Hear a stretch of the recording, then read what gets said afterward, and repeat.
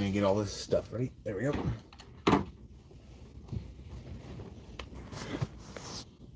Get an extra plug in. I forgot to plug it in. There we go. All right, I'm going to watch the movie Pulse. Not the Japanese, then into American remake, but the 1988 movie Pulse. It was always one of my favorites. Okay.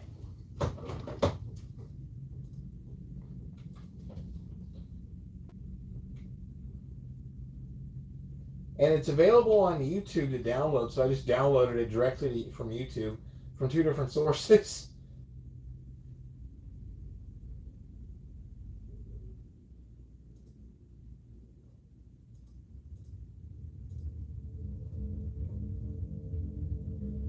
All right.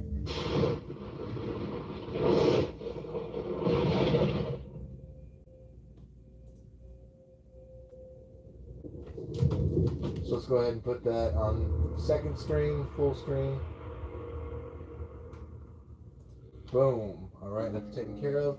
And let me get back in my chat room, which I forget to have to drag. I'm not used to doing the dual screens like this.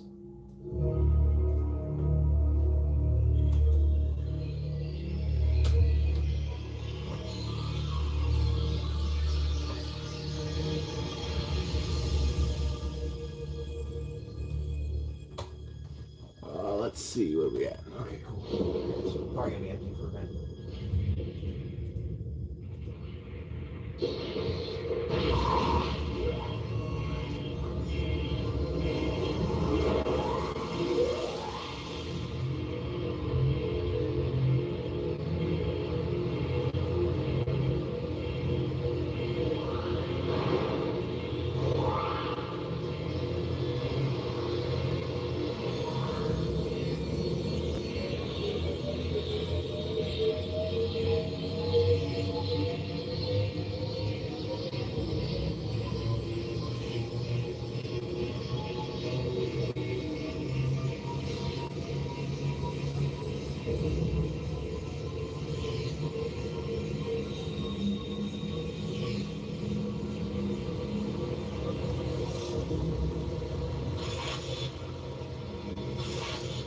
All right.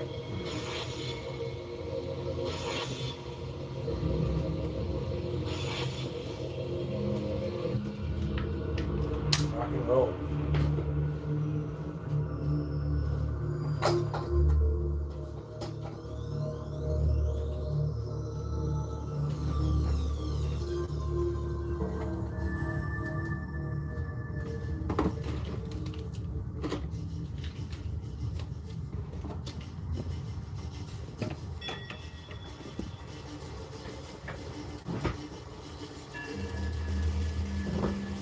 I always love this movie's music.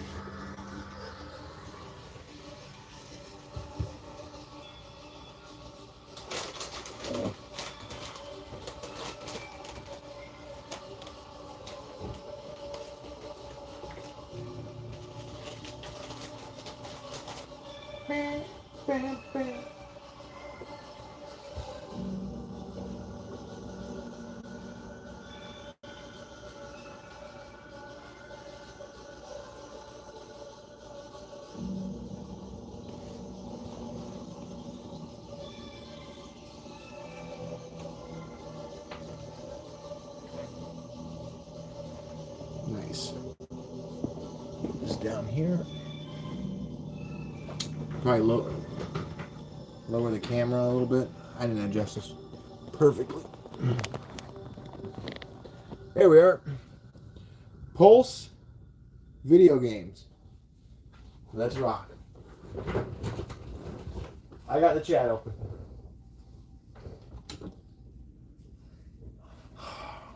This is a summer night. God, I love this movie.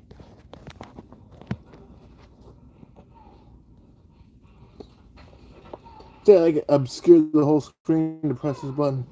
There we go. gotta call the police.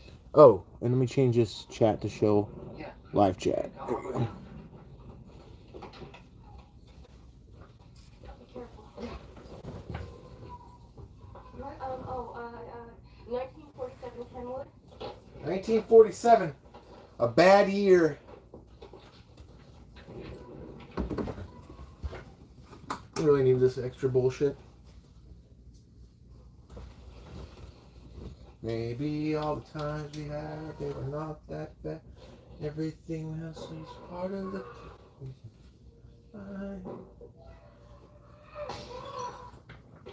Just a little bit of a domestic dispute. Bill? No, it's okay. It's okay, honey. We're just fighting to the death.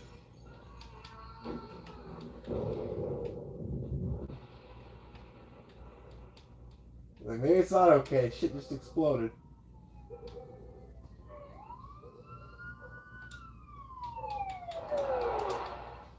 Wait, what was the newest patch? For Mitsugami? Yeah.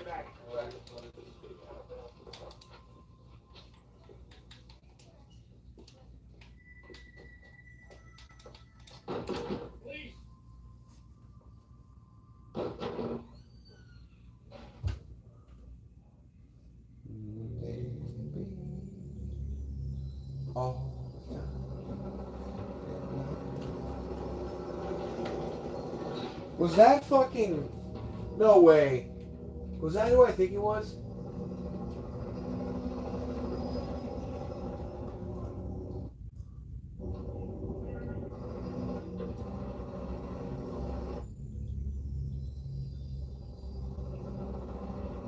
That's that. I have to look that up. I'm pretty sure that's an actor that's heavy into comedy now. A lot of Will Ferrell movies. What the fuck is that guy's name?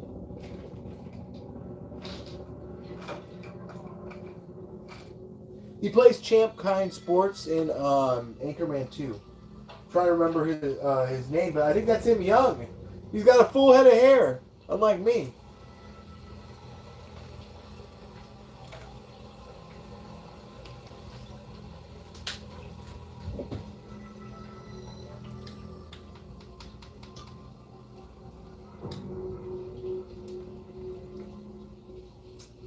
In here!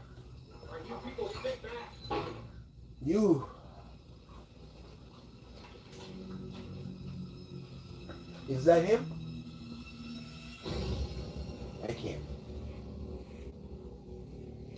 So in the movie Pulse, basically a sentient charge of electricity torments an entire cul-de-sac. It's pretty cool.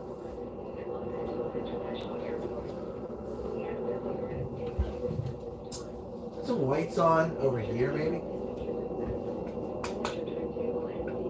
Yeah, that's much better.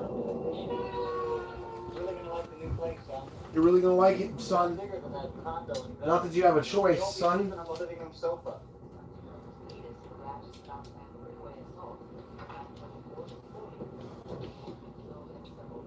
Entrance to the tomb.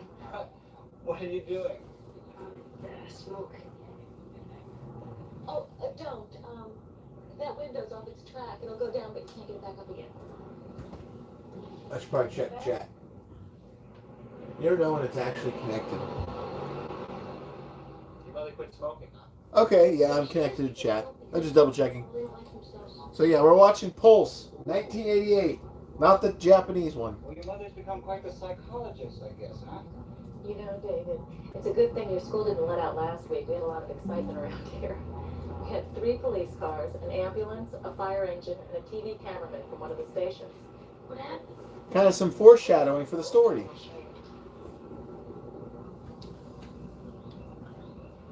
There. See? That's where I died. So I have to beat that first boss? Okay. What happened? A fire? No. Hank Jordan, the guy who lived there, just went crazy or something. Imagine, I'll fix it up and sell it. I just hope they do it soon. It looks so terrible the way it is. Boom. Oh, he's still alive, you son of a bitch.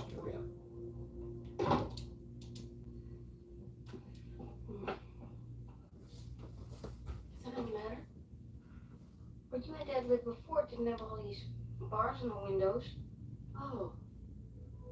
Well, your dad put them up right after we moved in. It makes everything a lot safer. Oh, and look.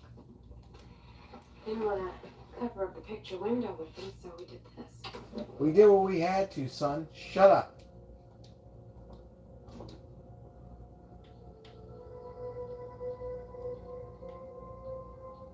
I like how there's no fall damage in this game.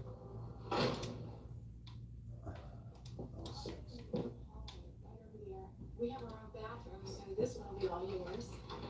And this. This skill tree is also huge. It's insanely huge.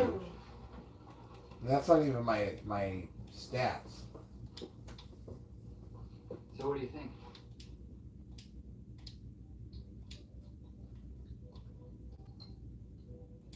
Don't you like it? It has a lot of mushrooms in it. Would you like some soup? Okay.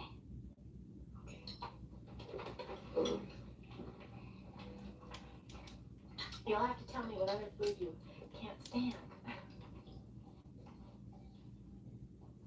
Listen, wife, don't take it personal. The son wasn't picky either. What's up? What do you mean? Well, I mean, you've been so down ever since you got here. What's wrong? It's like I'm with you, Dad. You really should have come to Colorado. What? For the summer? Yeah, and then we could see each other, and it'd be a whole lot better. Listen, Joy, Lori, whatever There's Adam's this one name. place, called the Roaring Fork, where you get in your inner tubes, and you ride down the river, and you carry a fishing pole. It's waiting for him to be like, I don't give a fuck about the Roaring Fork. Sounds pretty nice, kiddo. So this is a secret spot you can find early in the game, and it gives you the axe that I have. You know that's not possible. I found it last night because I was checking the walls. I'm like, this game's... And you could stay someplace else, like someplace close. And, well, she could come too, and then I could stay with you guys there. Yeah, but I can't do that. See, I have a job. I have to stay here. Yeah. What's this? Okay, I can't use this again.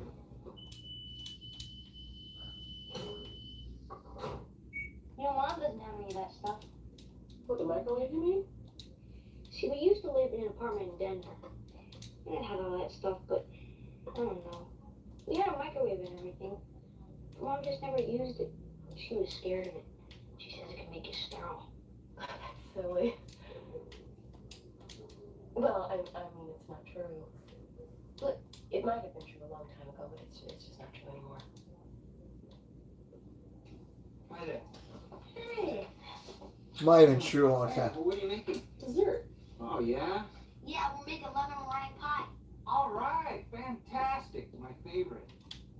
Oh. What's this?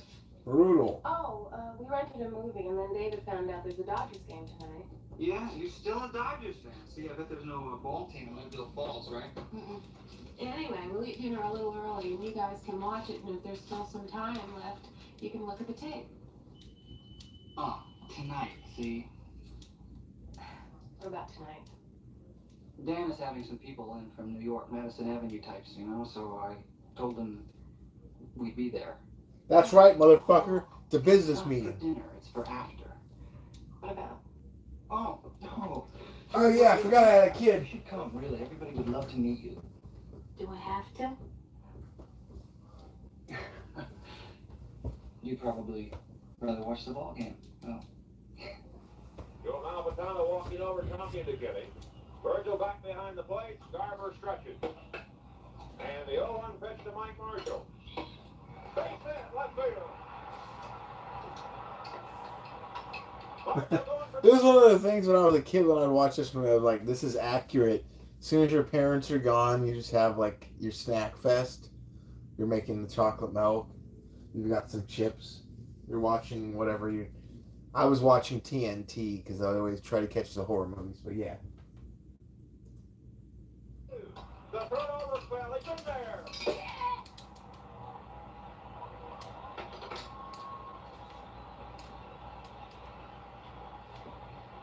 All right, yeah. Stop celebrating, son. There's nothing to celebrate in life. Here's Chuck Tanner again, and he's marched into his bullpen. Son, stop. He's going to bring in his sixth pitcher of the night. You can actually jump faster up the ladder to a certain degree. Nike makes shoes for kids. Running shoes.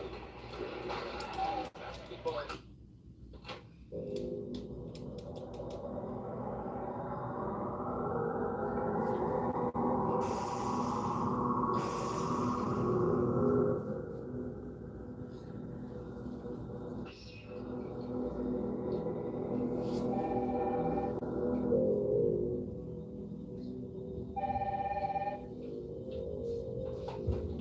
Weird.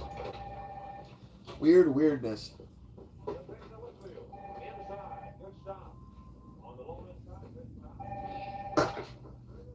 Well, hi, Dad. Yeah. That's another accurate thing. You would tilt the TV in the direction that you're watching it, because usually a TV like that would be on something you could move. So yeah, right. Nowadays we're just watching it on our phone, so we just walked with yeah. So he has a bunch of stuff, little Right. details. I'm fine. I need a drink, another drink. I mean.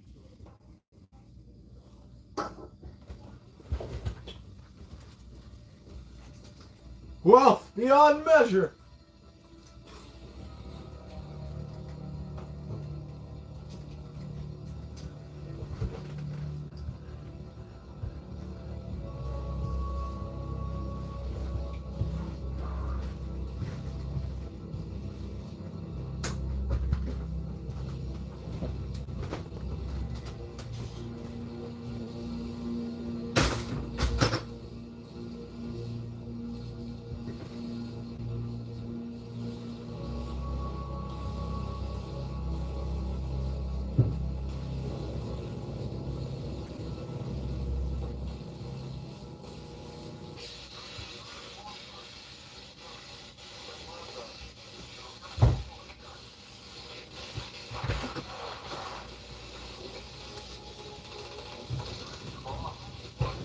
Yeah. These Monster Nitros are fucking lit.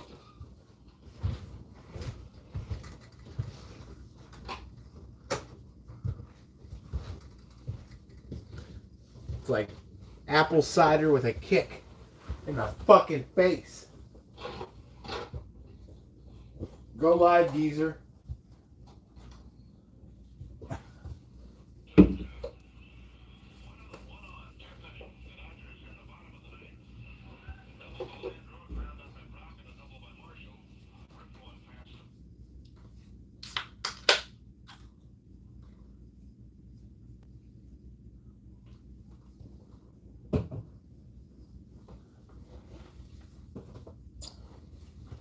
I got another favorite 1988 movie as well. High Frequency with Vincent Spano. Another good kind of thriller.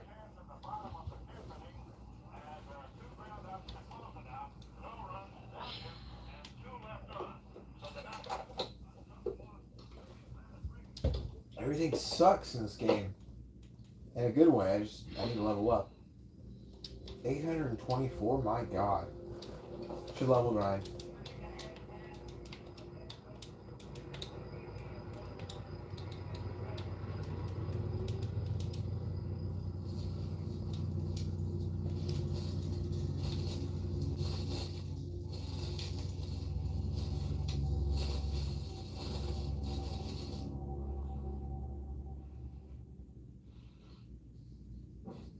Shit ain't safe.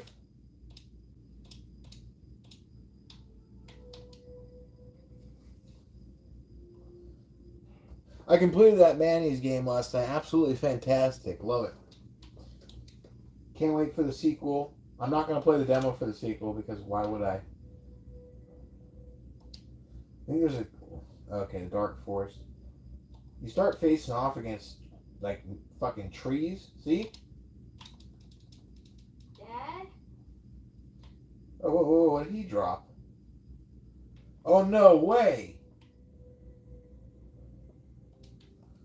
He gave me a knowledge point?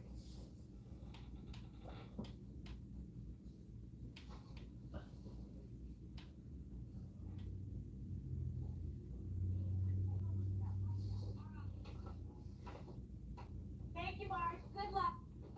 And remember that's 2 free. Why am I unable to attain that sign? Do I have to... Remember at that price again, benefit when so many things for you. Just think of all the things it will do. Hi, you're on the air with Bobby. This is Mariam. Hi, Mariam. Phoenix, Arizona. Well, what can we do today, Mariam? I think this is a zirconia necklace for $99.99. No, you just getting one today, Mariam?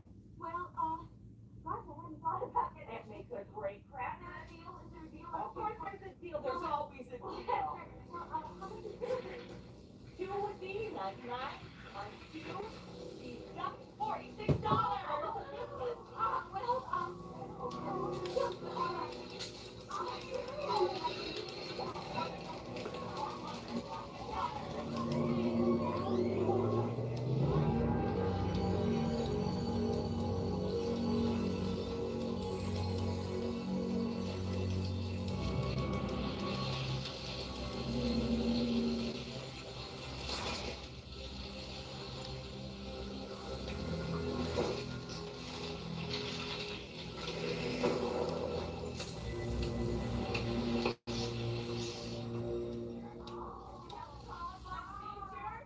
There we go.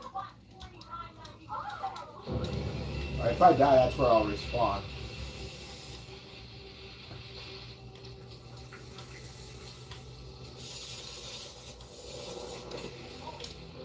I didn't know knowledge points could just randomly drop. It's like RNG or something.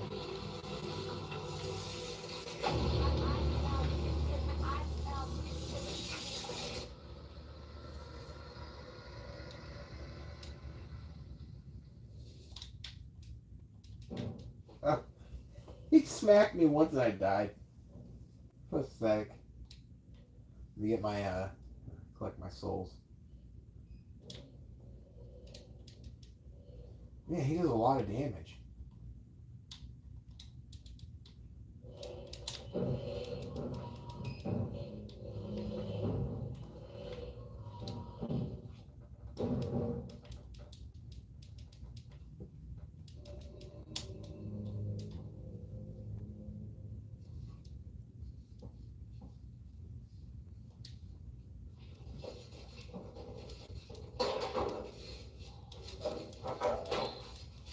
Nice. Oh, shit. The dodge roll's good. I need to get better at the parry mechanic.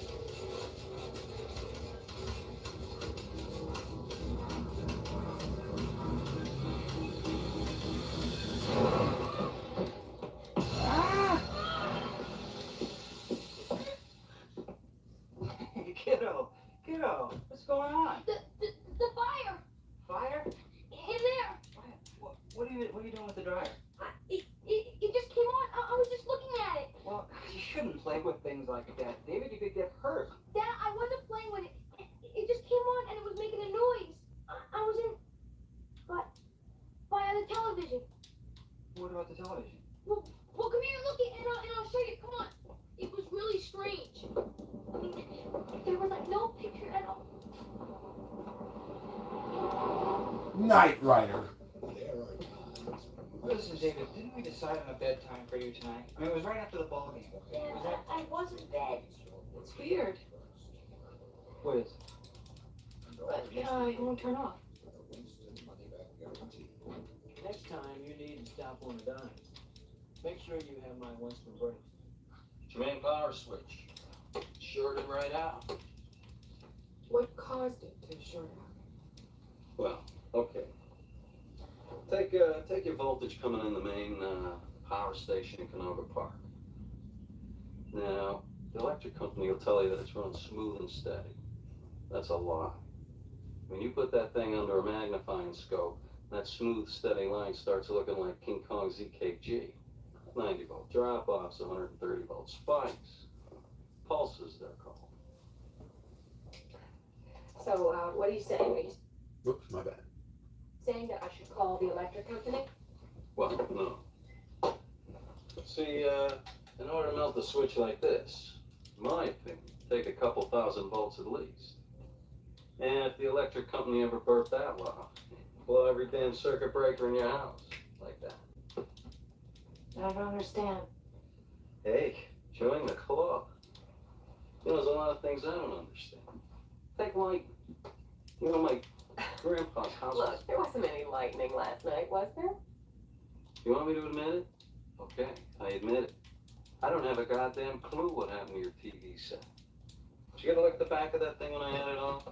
I mean, you got enough chips in there to send a spaceship to Saturn. You know what I do? I read the book. I do what it says. Hey, dude. Oh, whoa, that was brutal. That tree enemy has like a dead body hanging from it. You get impaled by the branches. I didn't even realize that.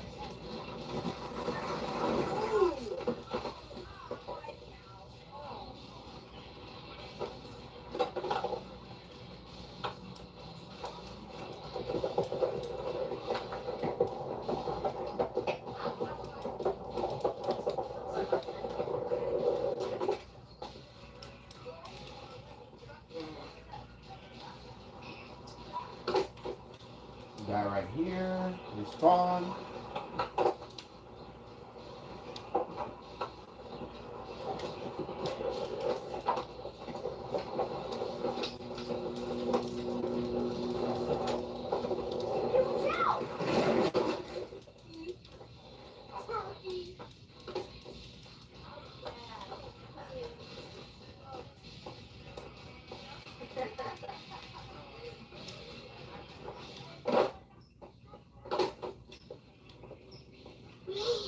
That was bad. What's your name? My name's Steven. You just moved in, huh? Yeah, just for a while. How come just for a while? Because I don't live here, I'm just visiting. Well, then where do you live? Colorado with my mother. Well, then where's your dad then? Here, that's where I'm visiting. What's that in the background? Sorry. We can play there now, you know. Where? Inside his house? No. I wouldn't go in there for anything. And anyway, my mom left. We can play in his yard now. So?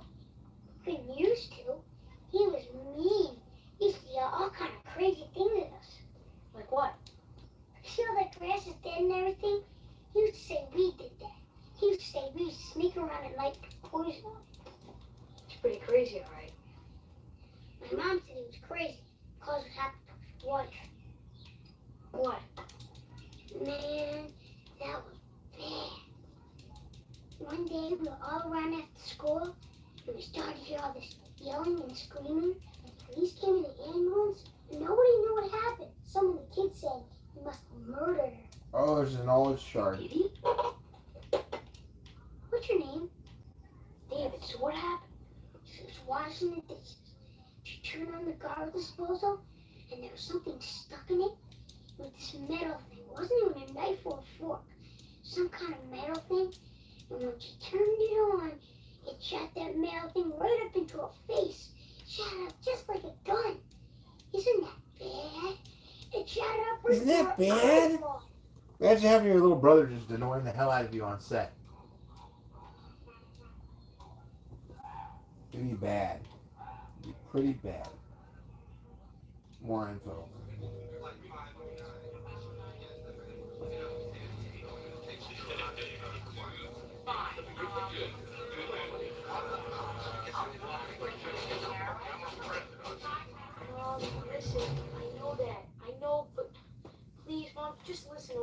Is there anything to increase Mom, axes? please just listen. Blunt. Mom. Blunt and crushing weapons. Okay, let me see what this is defined as. Yeah, common iron axe, nothing special. I know that, but what is it? Is it considered a blade? I don't know why. He's scared.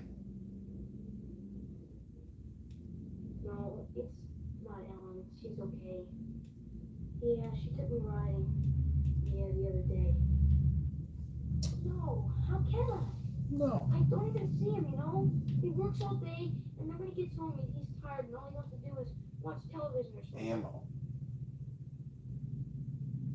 Yeah, I know, but Two-handed. Blunt. So blade must be everything then. Short swords and daggers. Short swords, daggers. Blunt and crushing weapons. And shields. And two-handed, but that's not a two-handed weapon. Okay, I have no idea what this thing's trying to do. Stamina plus 5, health 2, blades, and it goes in.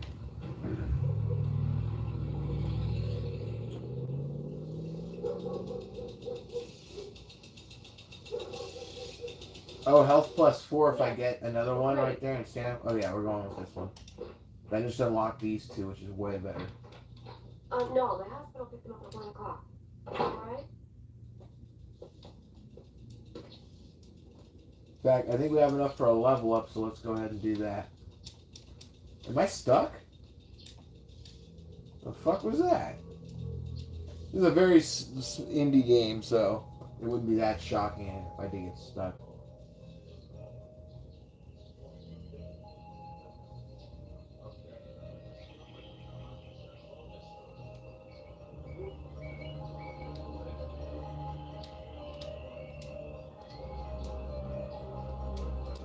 Isn't that bad? Shut up, kid!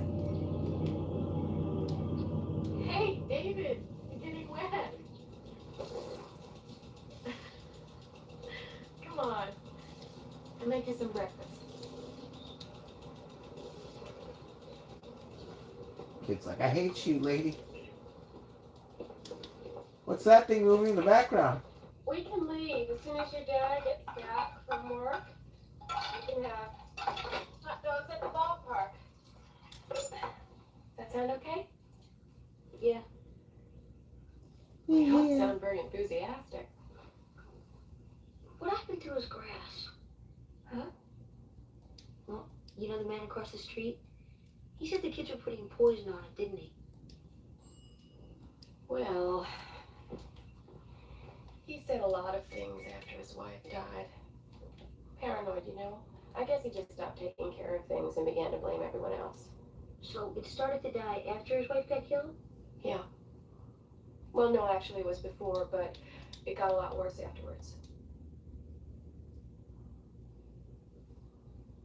Why the sudden interest in poor Mr. Jordan's grass? I don't know. Nobody will know. Nobody does. Alright.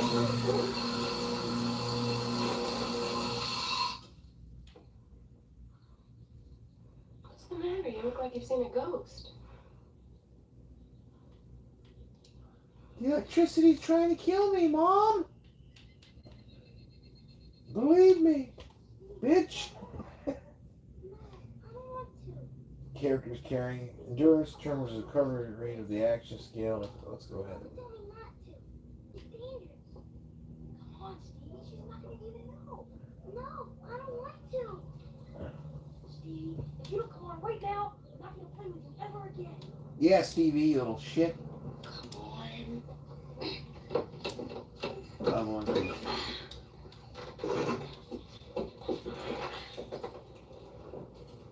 Stevie! Stevie, get back now! Stevie! Stevie! Death to Stevie.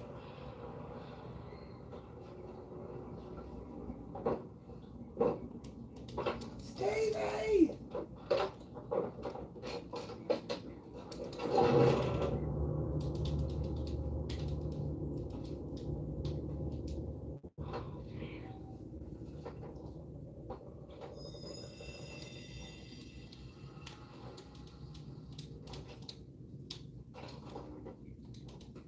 How can I do a perfect parry?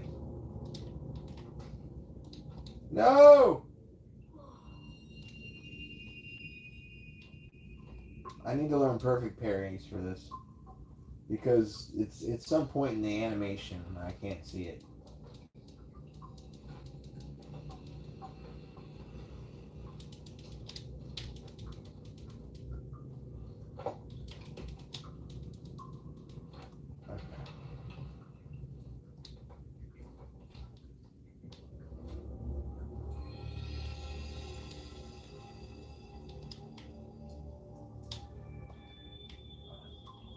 Boom, bitch.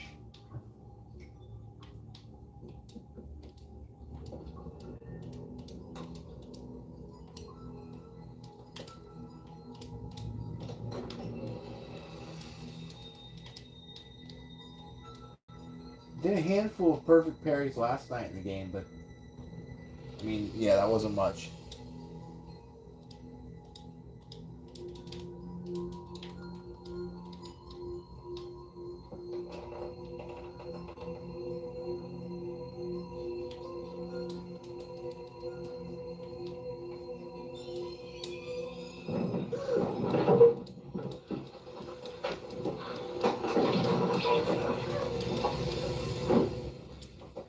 What are you doing here? You lesbians? Spooky. And this guy's such a good character. Talk to you. A voice in the wires. See?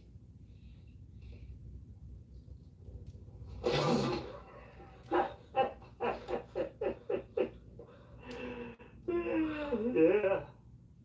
Fried him like an onion. Why do you think he did it? Smash the place up, I mean.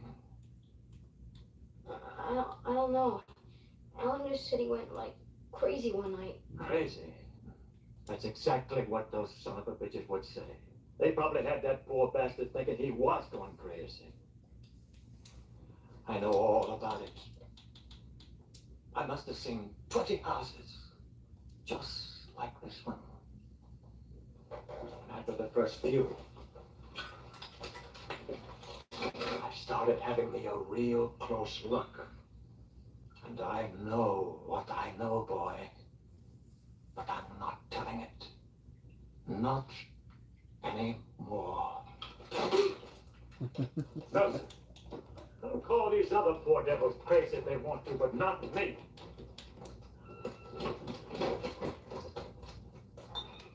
All right, sports fans, let's go.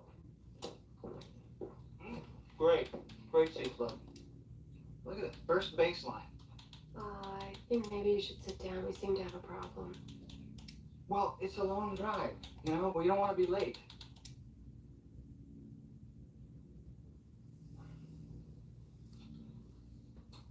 Okay. What is it? David went over to the Jordan house this afternoon. Wow. That wasn't very smart, David. I mean, it's dangerous there. You could get hurt. I know, David, I you know, but stupid listen, fuck. please. He seems to think that what happened at the Jordan house is going to happen here. It comes in through the wires. I saw it. And that night that you were gone, I felt it. Wait a minute. Come on now. Let's slow down. You felt what? The voice in the wires. He's met some crazy old man in the Jordan house, and He's not crazy. And Mr. Jordan wasn't crazy. And the thing that killed him is in here now. And I just don't want to stay here anymore. This movie never really gets around to explaining what's going on. Yeah. Look. Will, Come on. why don't we Why don't you go upstairs for a little while and let me and Ellen talk about this, okay? No! Look, please. Just for a little while, okay?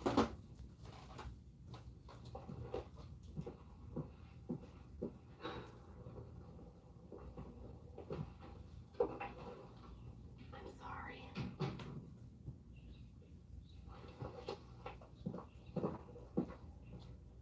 Hey, come on. Hey, what do you think you're doing? Hey. Hey. No, Dad. Dad, I don't want to stay in your house. Dad, no, Dad, please. No! Dad, don't let me go in there. No, Dad, I don't want to go in there. No! No, Dad, no. Dragged into the electricity, kicking and screaming.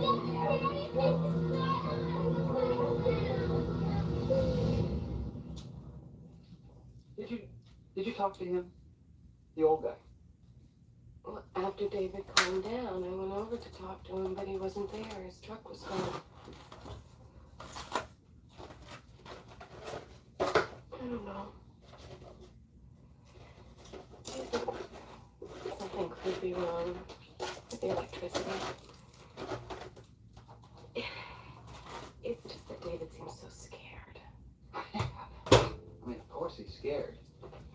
It was that night we left him alone. See, that was the beginning of it. And today, I mean, he goes into that house and some crazy bastard jumps down out of the ceiling. I mean, that would have scared me to death.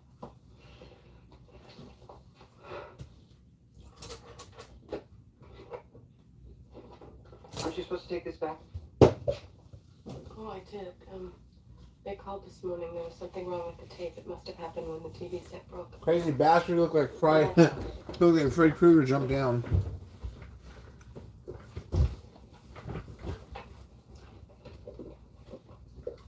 It's just that if he leaves in this state, he's never going to want to come back here again. It seems reasonable. And how can I be his father if I never see him? Oh fuck. I mean, you understand? I love him. Guess you just have to get a new kid. Okay. It's time for a new kid. Moving on. Get some sleep. we'll, We'll work it out. we'll just get a new kid. We'll work it out.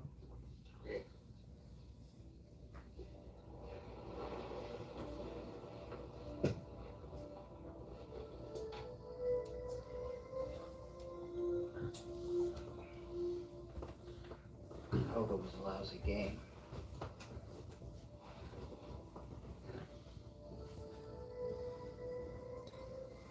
Do you say I hope it was the lousy game? He had time for a sports joke before the end of the world.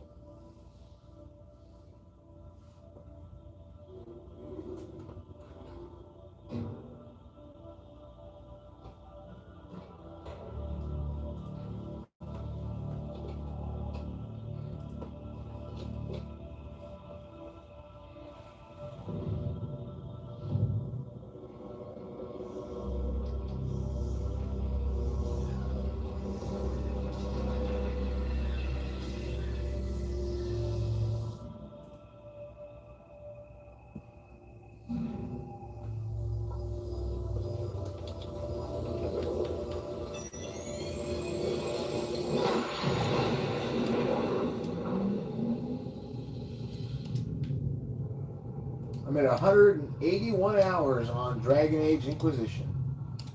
Woo! And I will beat this mother. I will beat this son of a bitch game.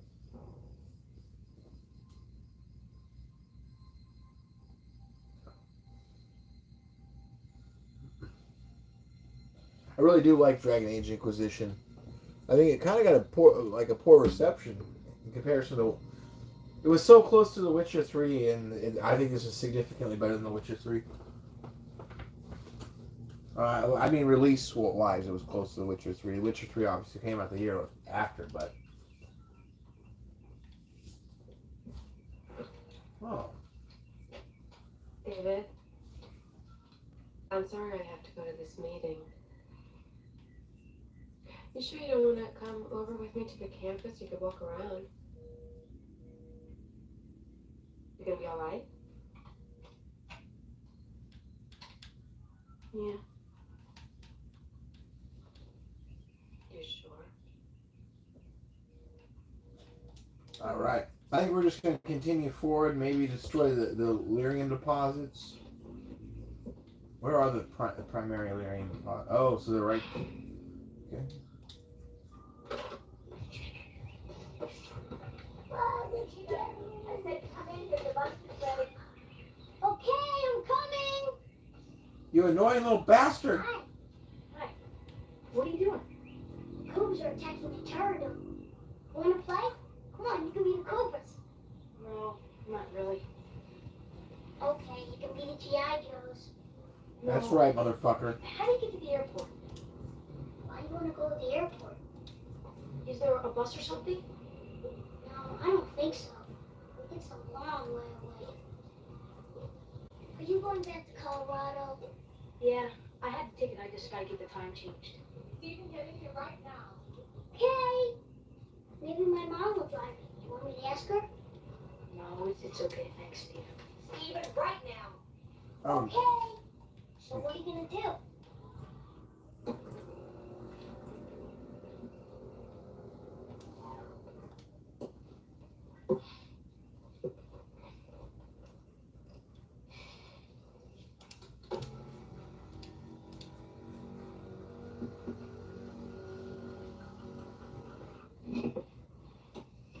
So there's a whole camp in here. Kind of forgot about this.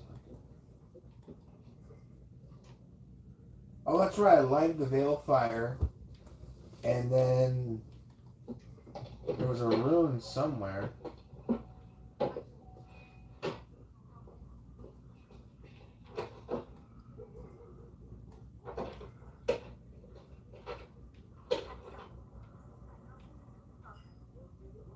Is there another rune to find? Or a glyph? I'm sorry.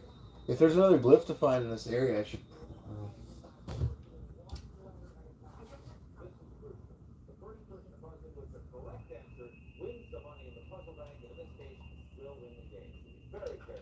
Can I destroy this? No. Okay. A lot of the items in this game are static, but you can crush boxes. A fair amount of them. There's also a lot of giant cheese wheels. I don't know. I don't get that.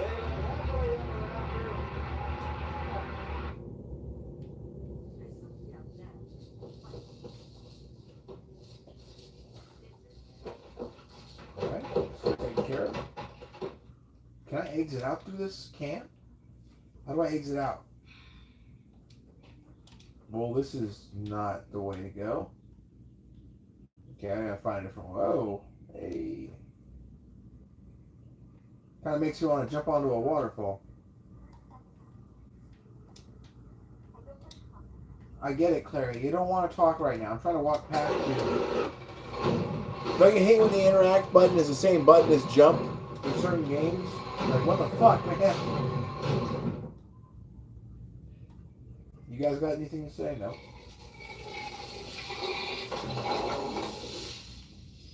Hold on a second. We better check for any glyphs. Oh, look at that, guys. There's a whole thing behind here.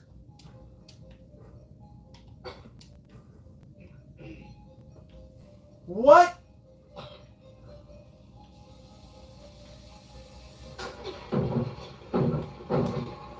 I've never even heard of this stuff before. It's called Crystal Grace.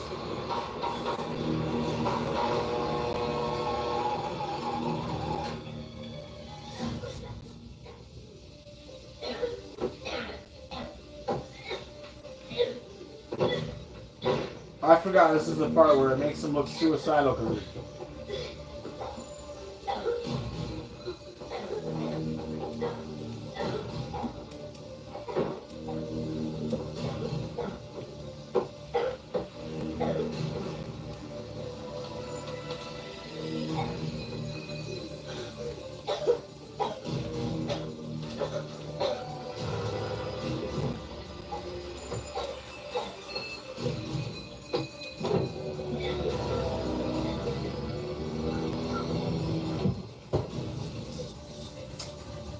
automatic windows.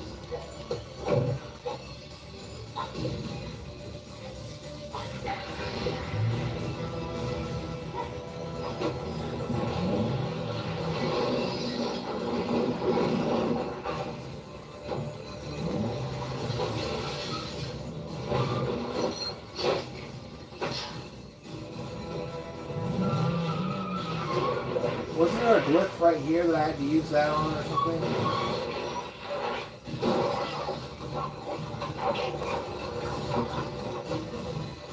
Yeah, I got it last night. Okay.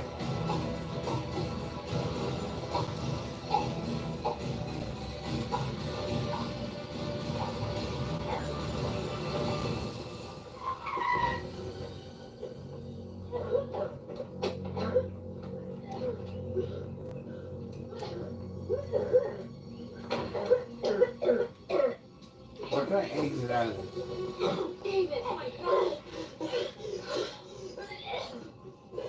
Oh, so this is a true exit for Watcher's Reach. Watcher's Canyon. This should take me There's to a lot more scared than hurt. Pyro fight. The Okay, bruises nice. from the collision and mild shock is what the doctor said. That means The I gas didn't really hurt can him. get to the red lyrium right here. But if he'd been there any longer, oh, Jesus. Mr. Rockland?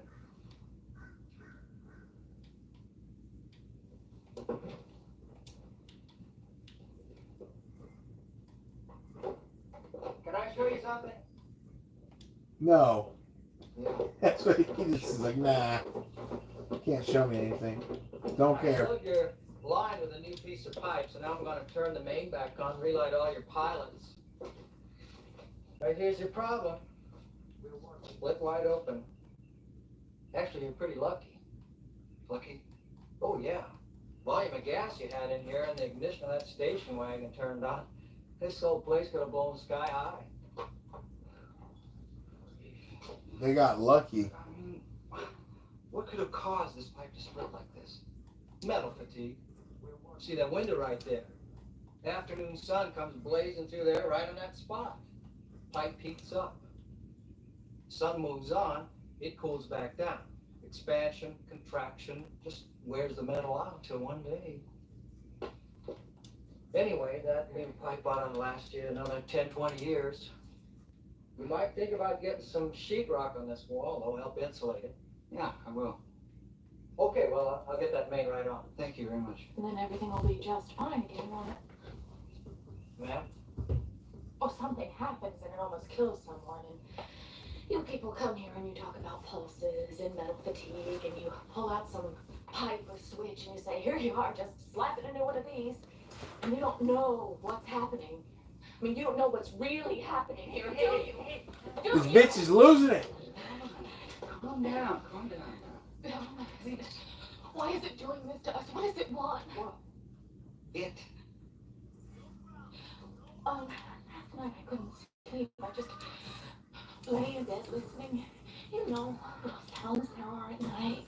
The furnace turning on and off, the refrigerator, and I heard something else. Something growing inside the house, getting stronger. The voice in the wires. And what do you call all this? An accident? Yeah. Yeah. The electrician's like, I'm gonna go I mean, now. what do you want me to call Can you it? guys stop? You want me to believe that there's some thing in the house that is trying to kill my son? Come on, that is crazy. That's what we called him, poor Mr. Jordan. We said he was crazy. Was he? Okay. Listen to me now. Listen. What happened Listen, bitch. today was He just loses it. right here. Look at it. You see, this is what happened. It's not a monster. It's not a plot. It's not a plan. It's not a conspiracy. It just is what it is. It's a stupid hunk of metal. And how many more things like this are there? How many more things that we don't even know about till someday one of them breaks and almost kills one of us? God damn it! Stop it! Stop it! I mean, what is this about? Do you want to leave too? Is that it? I mean, just, I don't know what's happening. Do you want to leave too? Look. Yeah.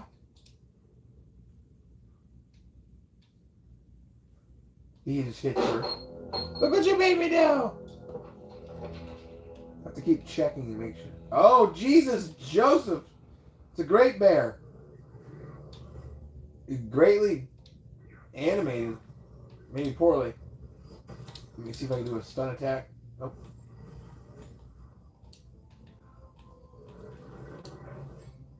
I just used a... This game's camera might have been one of the reasons it got poor reviews. It's fucking horrible.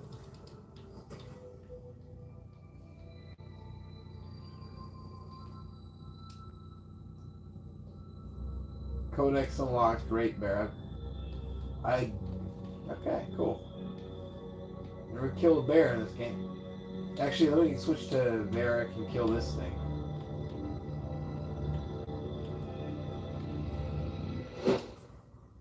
Yeah, let me get that August Ram. I bet that's got a special kind of like crafting material. You're gonna be late for your meeting. I could have done that. Yeah. Okay. So if anything should happen, anything, just call me, and I'll come right home. Okay.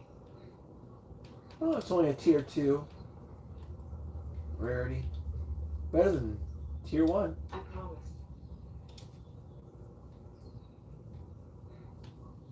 I got like another 2 weeks of exploring this game before I can move forward with the main quest line.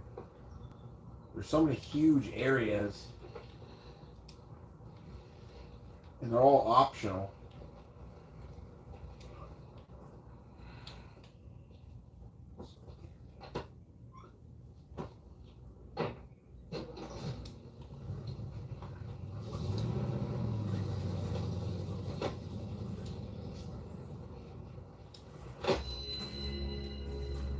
Die, motherfucker! Heavy ordnance. Sundered. Let's get all this.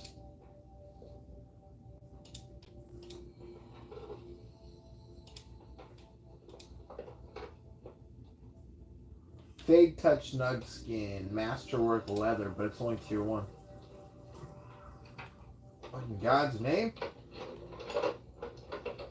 Just attack this. Another ram? Getting attacked by rams down. Oh, is that pyrophyte? Yeah! I'm gonna need that. I want to be like super over level. There's no phone there. So if you run into a hitch, just work around it. Don't leave. I want you to tell me about the houses. Tell you what, lady? You know what? You told my son. I want you to tell me. Lady, I didn't tell nobody around here nothing. I'll be glad to tell you the same thing.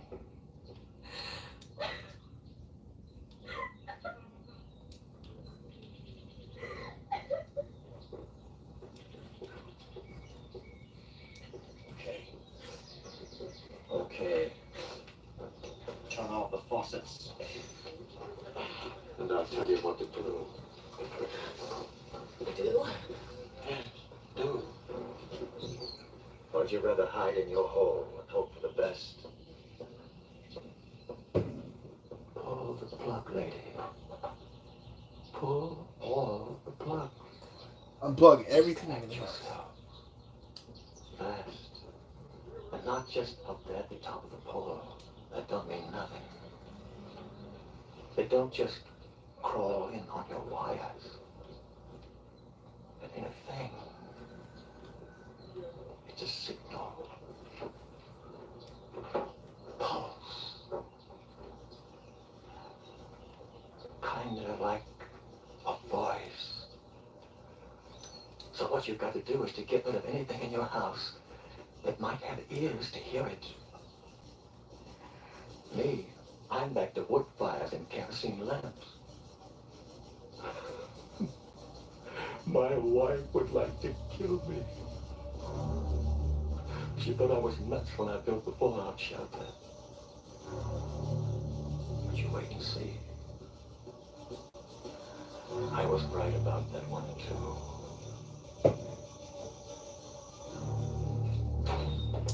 I want to know so much more about that character because he's the best character in the movie.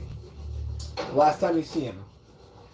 I heard a man on TV one time say that paranoia is just another word for heightened awareness. But you do what you want to, lady. What the hell do I know? I'm crazy.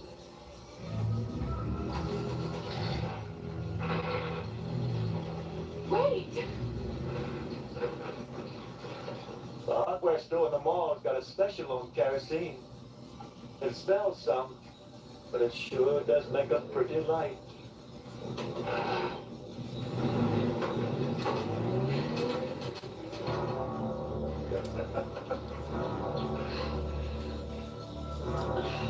No, I feel like she just had a conversation with the crazy guy.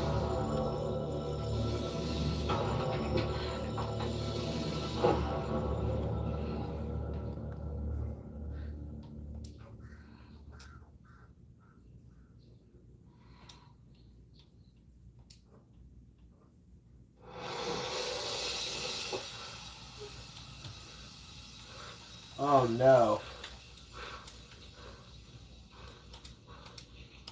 Are we in the home stretch of this movie already? We are. Yeah, we're in the last 30 minutes. Okay.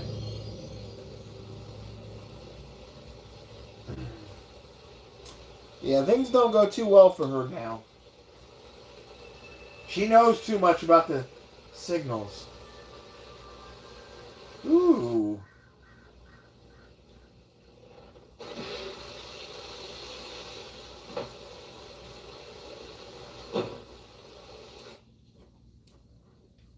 I have all the deep mushrooms. I don't need any of these.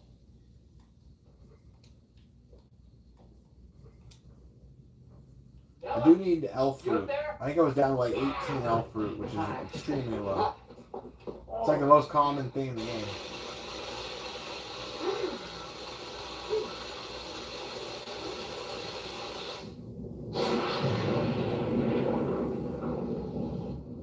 Fortunately, I don't have to worry about nudity because this movie is rated PG-13. Never had any nudity, so whenever I saw this scene, I was originally like, is it being censored or not? Like, is it more brutal? Like, is she gonna melt? But it's not. She doesn't even die. Plot twist. Like, she just gets some really gnarly heat welts, you know. I always thought it was a pretty intense scene. I talked to your mother. She's coming on Sunday. Is he back? Well, see, I was hoping that we could just sit down and maybe talk things over and... House is like, no, fuck that, leave.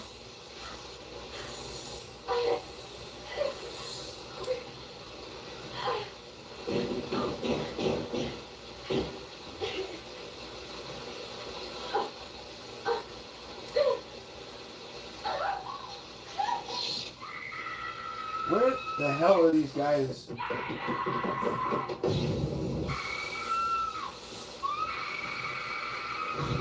Brutality.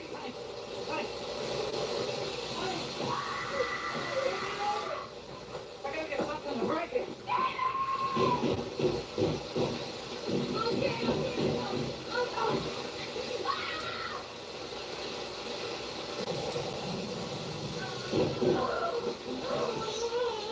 Brutal.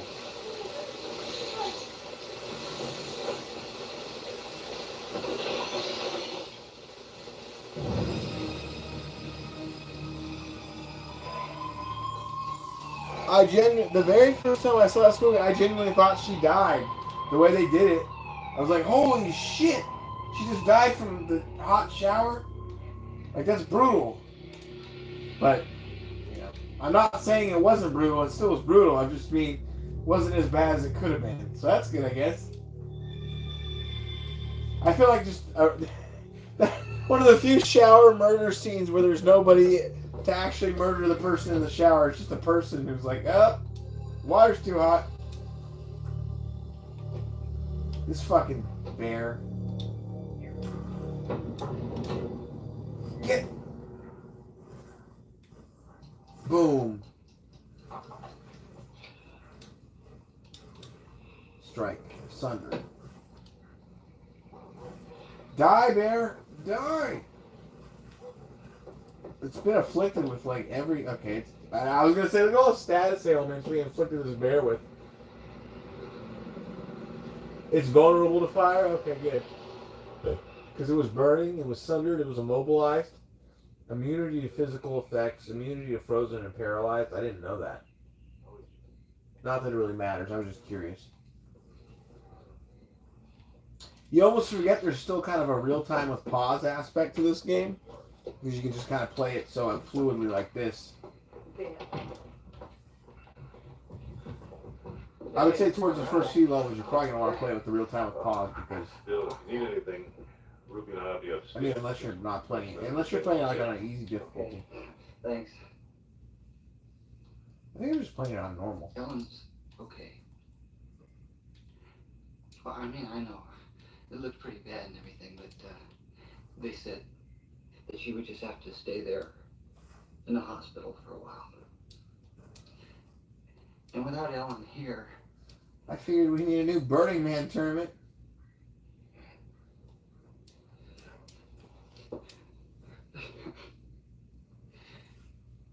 Your mom is coming here tomorrow morning, and we're gonna pack you up, and you can go with her home.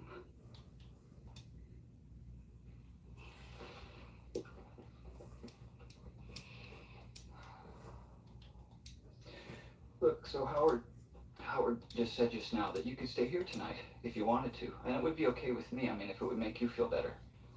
Can you stay here? When I was younger, I used to think the dad was a jerk. But as an adult watching this movie, especially just now, you can really see that he's trying to work really hard. And that means his job. But he doesn't want his kid to go back for the summer or whatever to his mom's. He wants to spend some time with his kid. And, it takes all of that for him to relent and finally be like, okay, okay, he has proof that something fucked up is going on in the house. People are getting hurt, and my son's now not safe. Okay, but you can almost hear his voice crack, and like you almost cry. Like you can go, like I don't know. As an adult watching that scene, I was like, it's significantly more poignant that he was really trying to be a good dad, not a shitty dad. He's just busy. This is something that it's just a trope within films that they don't usually address, like with any form of subtlety or any nuance. Like, but whatever. Too? Sure. What did you say? Can you stay Tonight, if you wanted to, and it would be okay with me. I mean, if it would make you feel, or just said just. What did she say? What's she say? Look, so Howard just said just now that you could stay here tonight if you wanted to, and it would be okay with me. I mean, if it would make you feel better. Can you stay here too? Sure. He's like, I thought you'd never ask. If you want me to. This place is fucking haunted. Sure, if you want me to. Well, he said it so defeated. Thought you'd never ask, son. Thought you'd never ask me to stay at our neighbor's house. You just sitting there smoking?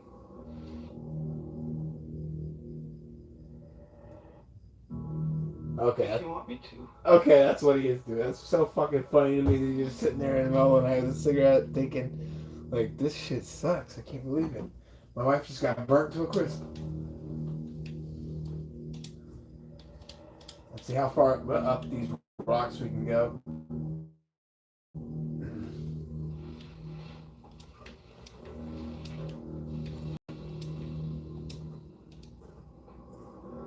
Despite the fact it's a BioWare game, this does suffer from the situation of Bethesda games where it's like, I think if this is at a certain angle, I can just keep jump hopping and get up there. Seemingly the same traversal. Okay, let's look at that logging stand. Or is this a quarry? Damn. Okay. Free infiltrator.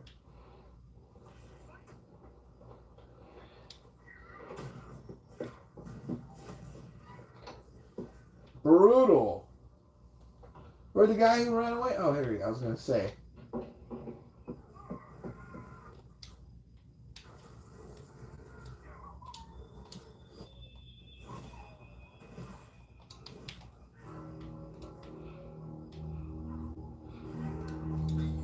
Boom, got him. Fuck you.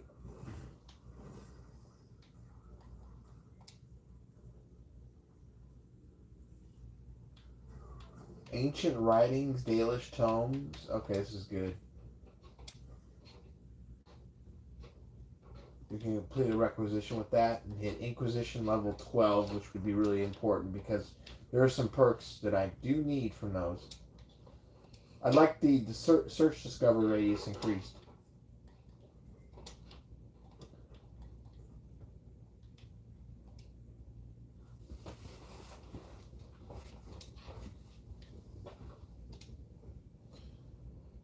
Whew.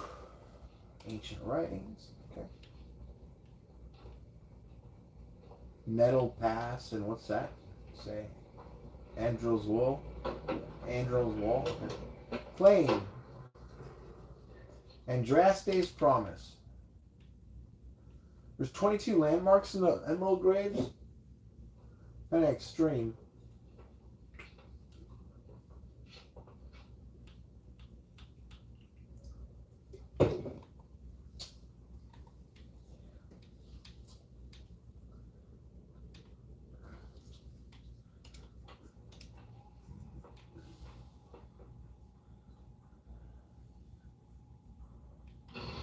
You want to claim this logging stand?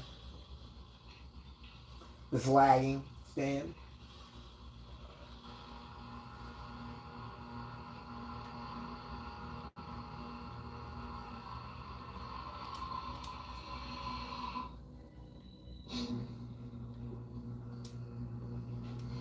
I like this. David?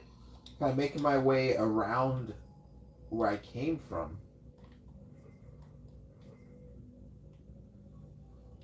Making my way downtown, walking fast, shut the fuck up, homebound.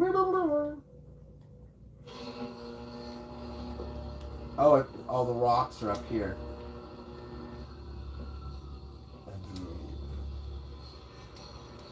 Oh, how do I even get to that? There's no mantle ability, you can't climb like that.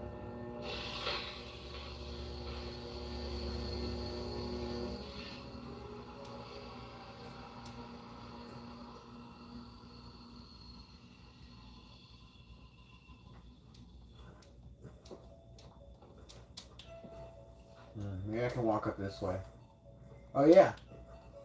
Or not, what the fuck? Come on, man. Give me a break.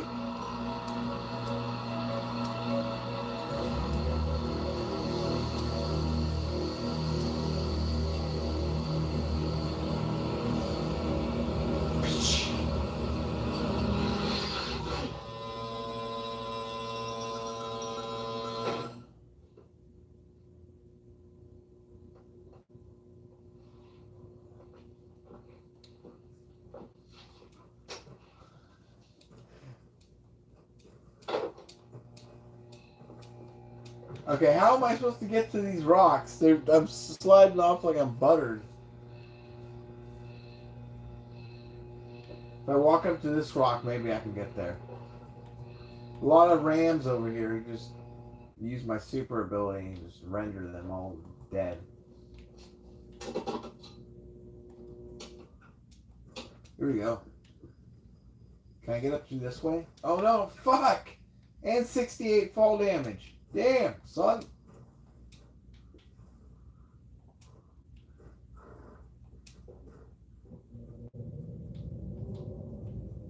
$68 fall damage is a lot. See, this is that jumping I'm talking about, where like you're just about to slide off, but you don't. Ah, it's like there's a fucking wall. Why do they put all those collectible pieces of rock? I know they kind of generate randomly. Every time you enter the location, they populate randomly, but how am I supposed to actually get at them? There's been a few that populated so far inside the rocks I could not reach them.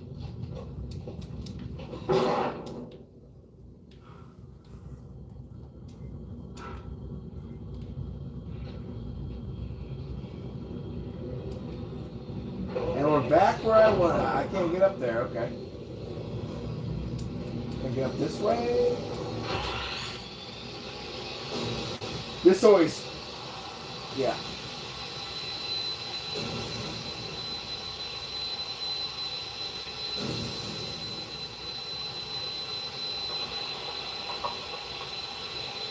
This is kind of brutal.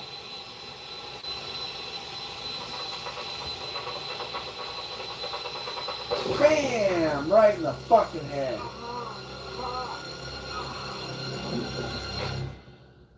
I always thought that was such a savage little... This movie scared me in a different way.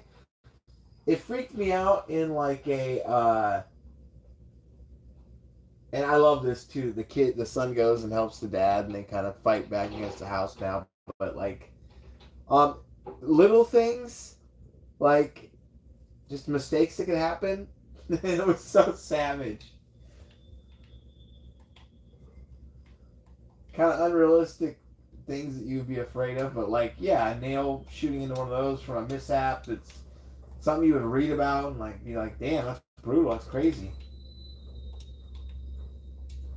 Hey, look at that! Speaking of the devil, here's a elf fruit that populated in a spot I cannot collect. There's no option to interact with it. Well, thanks for nothing. Okay, I get this one.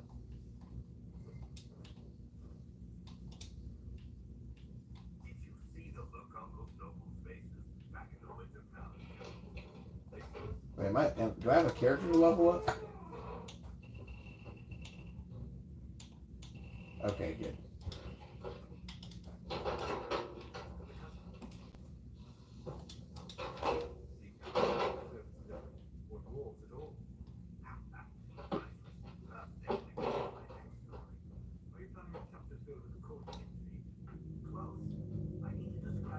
So this Great Bear Cave.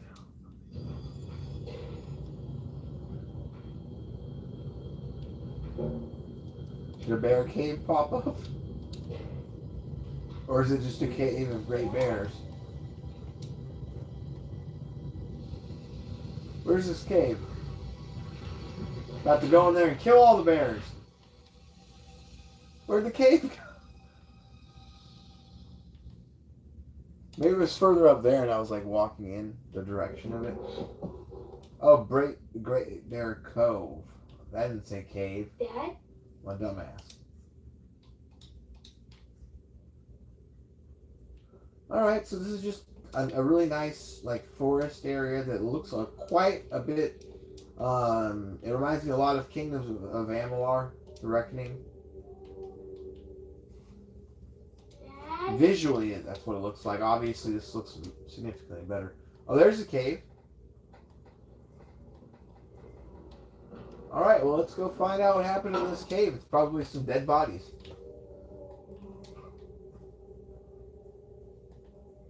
Oh, look at this. Obsidian. Hell yeah, I want the obsidian.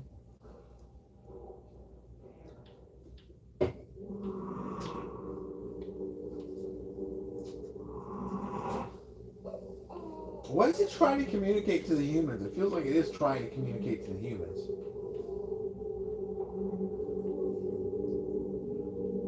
Oh. There's the Oraculum. Okay, let me see if I can reach that. It jumps. Oh, for fuck's sake, come on.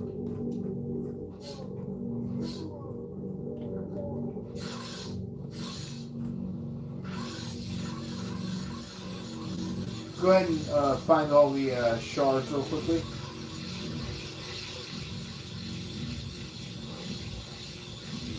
Awesome visual effect. Might watch Stephen King's The Night Flyer next. I don't know.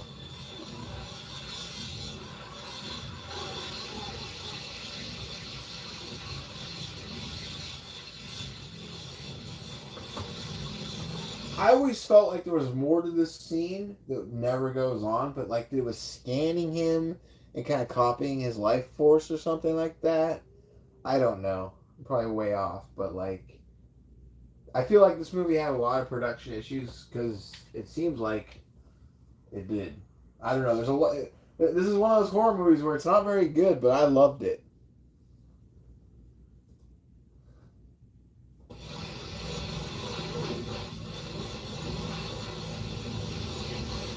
Oh, we got Shard right there.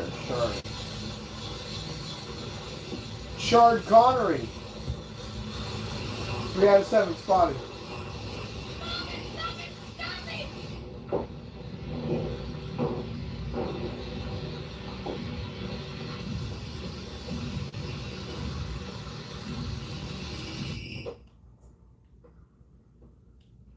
It's like right there. How am I supposed to see it through the tree? Is that literally glitching out on me? Fuck. Yeah, there. It perfectly found. Go ahead and pop. Register.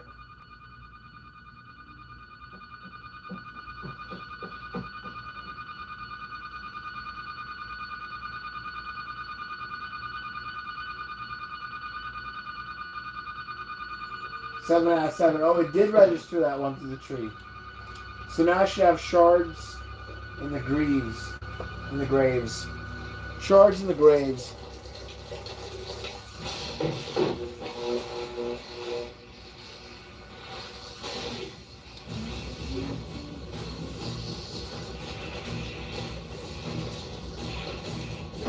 Alright, I forgot we gotta go look into the barricade too.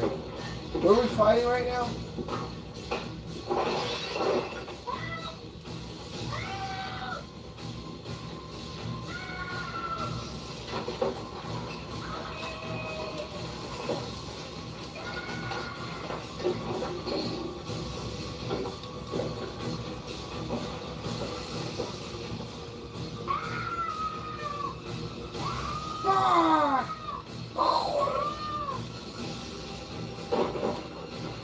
Destruction.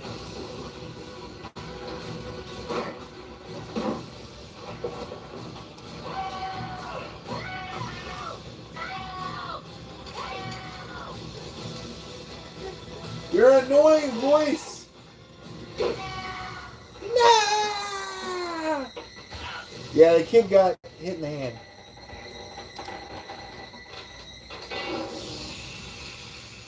Oh, it's gone now. It's fucking on now. It's the dad versus the house. Holy shit, Batman.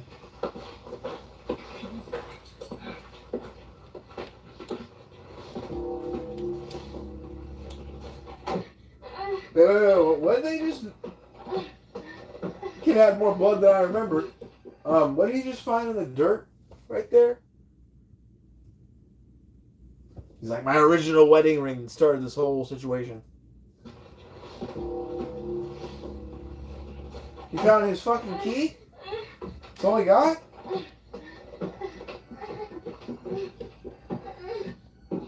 Got played like a fool. Well, I guess we can get all these shards over here.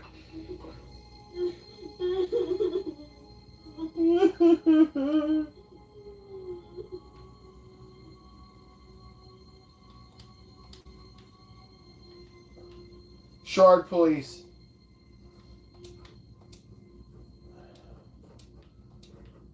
There better not be any in like retarded areas that I can't actually reach. Oh, it's right there. It's right on the ground. I'm happy.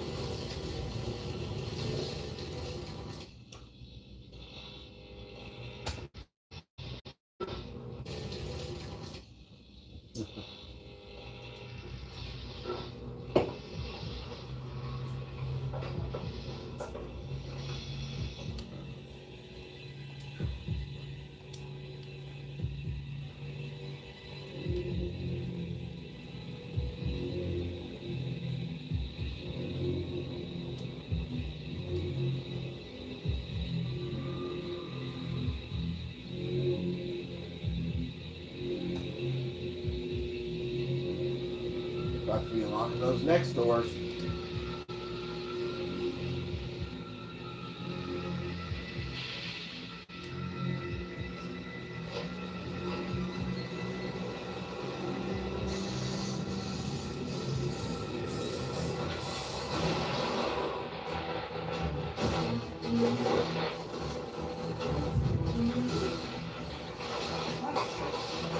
I got one guy's phone.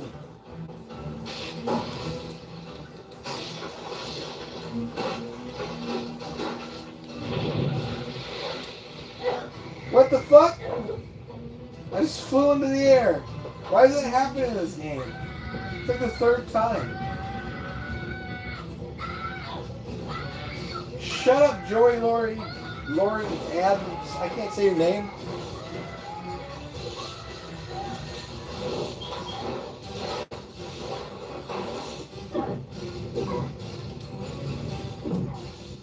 Stop screaming!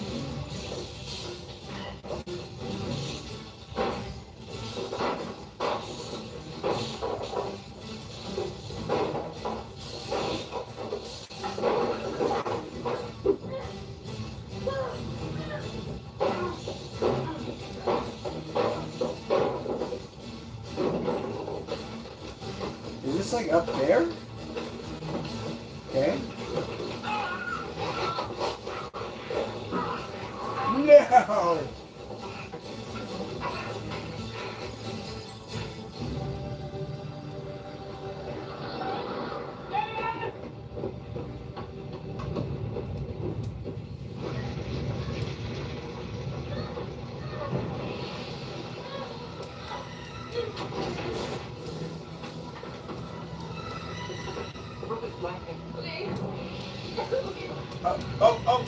Oh, we made it onto an uncomfortable rock.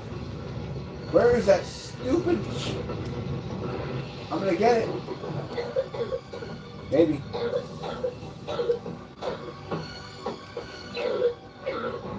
I'll jump around like a crackhead till I do. Oh, you can go up that way. There it is.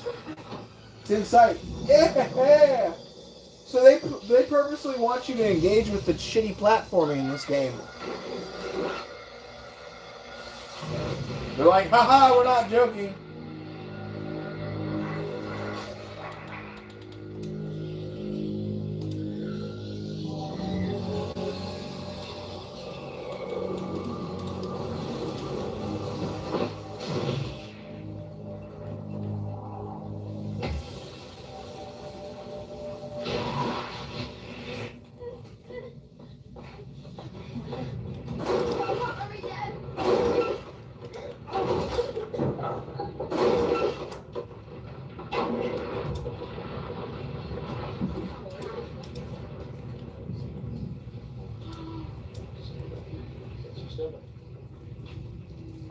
Where's my stupid fucking son?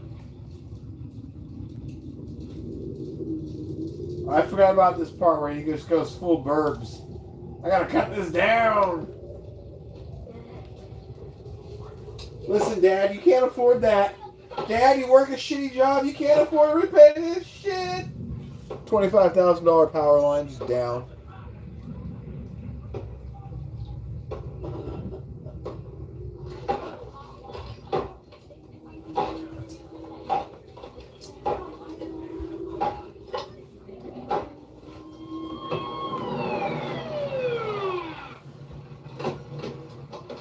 What the hell are you doing? Drop it. Drop the axe. Dad! Drop it. I said drop it. Now!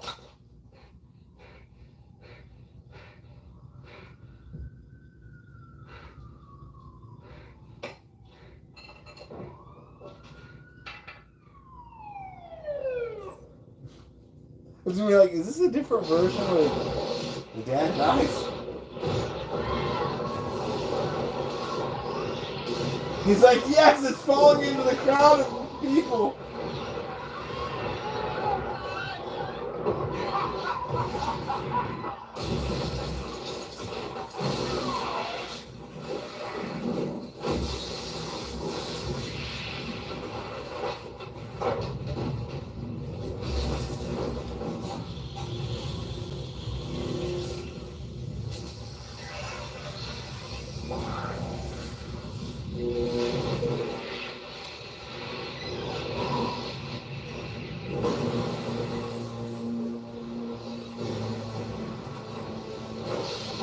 Take that, you rotten alien signals.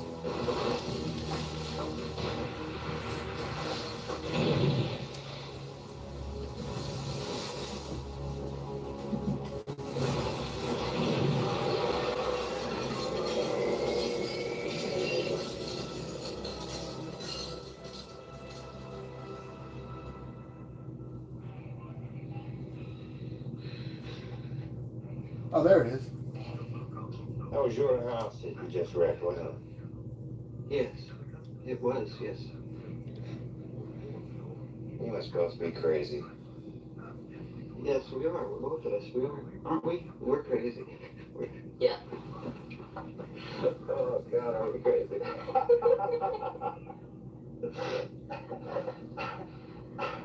He's like, my fucking house. It's fucking gone. He's just sitting there coping in the back of the car. I think, is this the very end? Yeah, it's that other little kid, and I remember he unplugs his cat light. Yeah. His cat clock. Like, I don't want the thing to spread to me. Like, smart enough to know.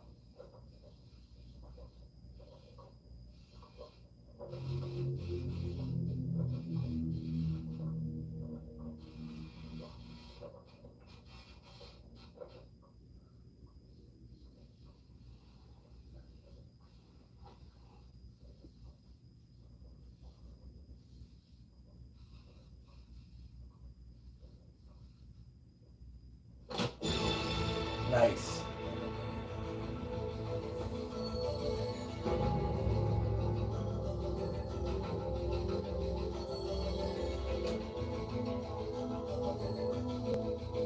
That's a terrible horror movie, and I love it.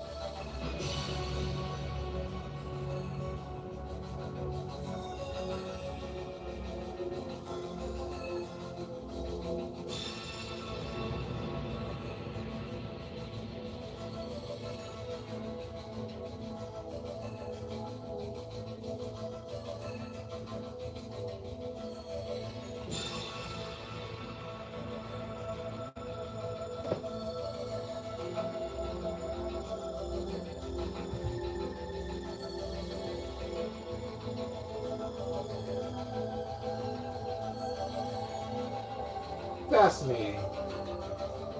Also, all the imagery in this movie, I always loved all the imagery.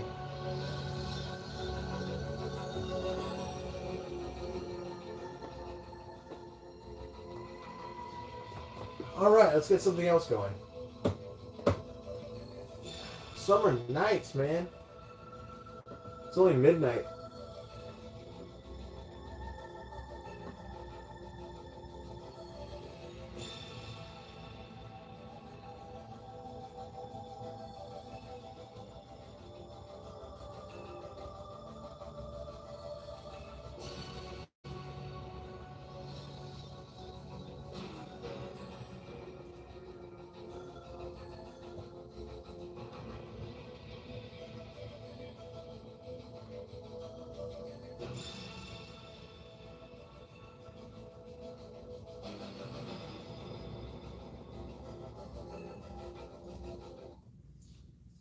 What else is great at midnight?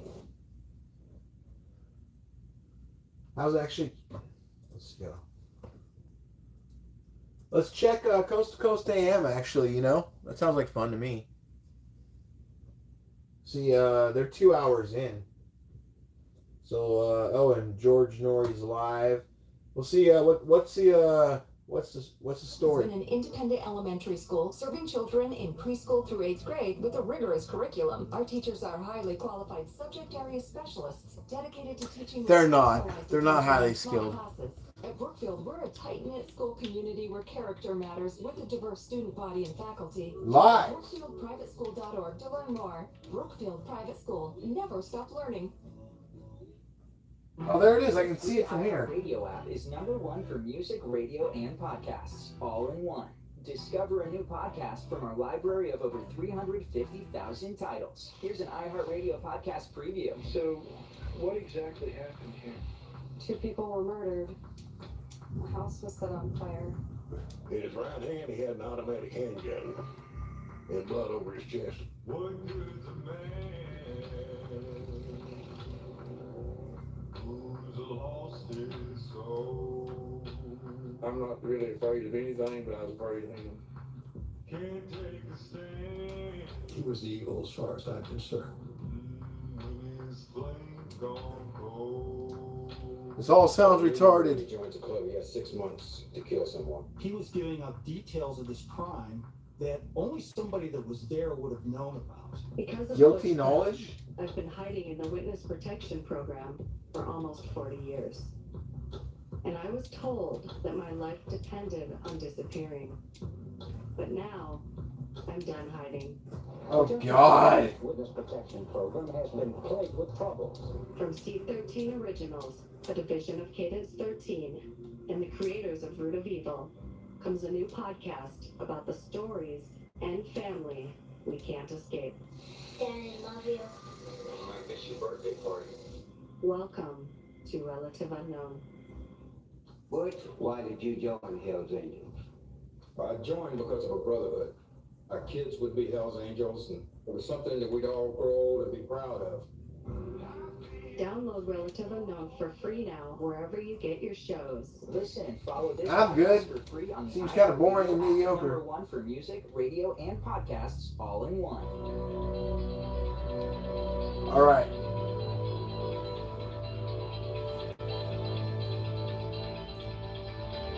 Shut up, Kiss. That means that's like bumper music, I think. So I don't know why it was called U2 Kiss, but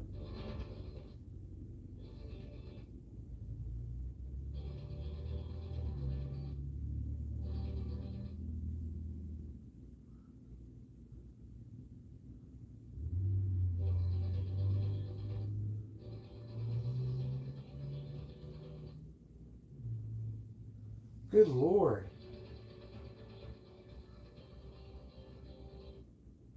How much are they going to play of that?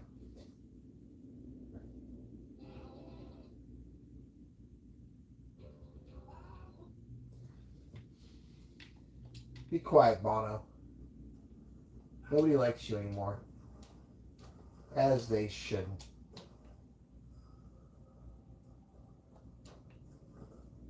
Yeah, so the game is purposely just making us engage with this terrible platforming in order to get said objects, the shards in this area that are part of like something.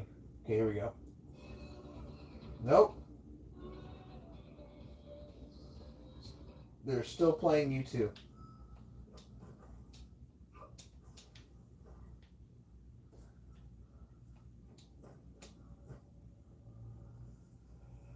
Woo! Just walk up. Well, at least that's completed. On to the next. Are they talking yet? Is Coast to Coast AM with George Noory. Let's see. Next up on Coast to Coast, we're going live to the United Kingdom to chat with Richard Blakemore about his work, Enemies of All, the Rise and Fall of the Golden Age of Piracy. An amazing story when we come right back. Let's talk about your health for a moment. You know, it's very... No, fuck off, George. How about you talk about your health? Okay, well, this is fucking abysmal.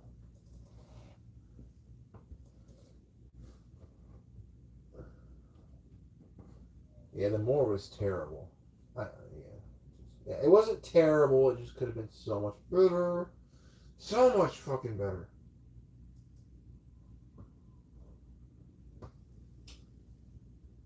Okay, let's see. What?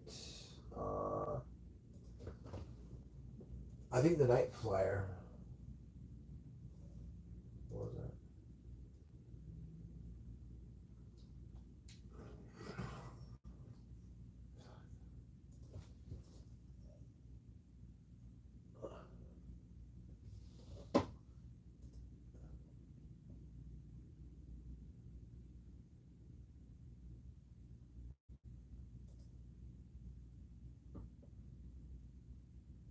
What is this?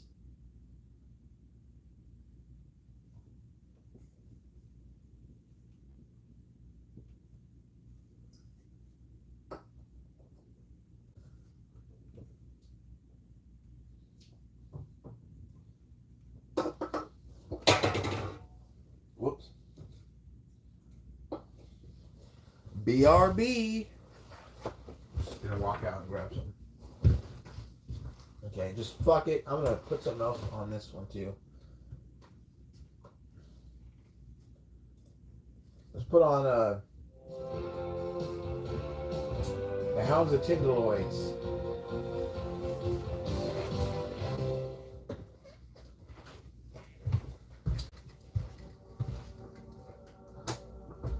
Hello, children. Welcome back to Nightmind, where it is safe, and it is warm, and it is clean, even as it is dark, and dangerous, and cold like the autumn nights. It is this darkness that brings you the light, for it is light which we find in darkness, like the stars above in the vacuum of space. Tonight, we gather to witness the latest of miracles by the brightest constellation in our night sky, Wham City Comedy, a system of stars known as Ratcliffe, Resnick, O'Brien, and Harrison. Truly, you have been blessed, as have I, by the latest offering of this group. From immense efforts on this house's people in it, a mystery box of epic proportions, we've been brought to experience a more intimate, welcoming journey. The Mirror, a 6-part series on IFC about many things. Things you know, things you don't know, things you don't know you know, things you know that you don't know you thought you knew, and things you know you thought. All curated by our guide and teacher, Curtis, a man who talks very much in the way that I've been doing for this opening, and who will do so often enough that I really don't have to keep acting like this, as much fun as it may be. Go ahead, take a look for yourself. Hello, children. Hello, children. Hello, children. Are you hungry? I drew this picture. Is today a good day or a bad day? Take a good long look at your surroundings. What do you see? Those who don't know the truth.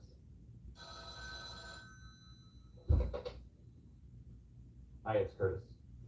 I have some great news. The answers are never truly answers in the way that stealing is never truly stealing. Sand is made of dust.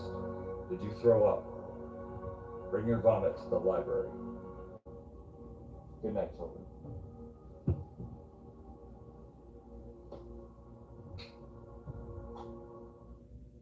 If you haven't seen Wham City's latest project by now, you've been missing out. It feels as if there's nothing this group can do wrong. Whether it's a horrifying abstract film or some offbeat comedy with a touch of darkness, they keep on delivering material that's worth watching. The Children of the Mirror, or The Mirror for short, is a series of educational videos for people who have some interesting beliefs about life, the universe, and everything. These beliefs are taught by Curtis, who, as you've seen, has a sort of habit of speaking in riddles while using the tone of an all-knowing priest.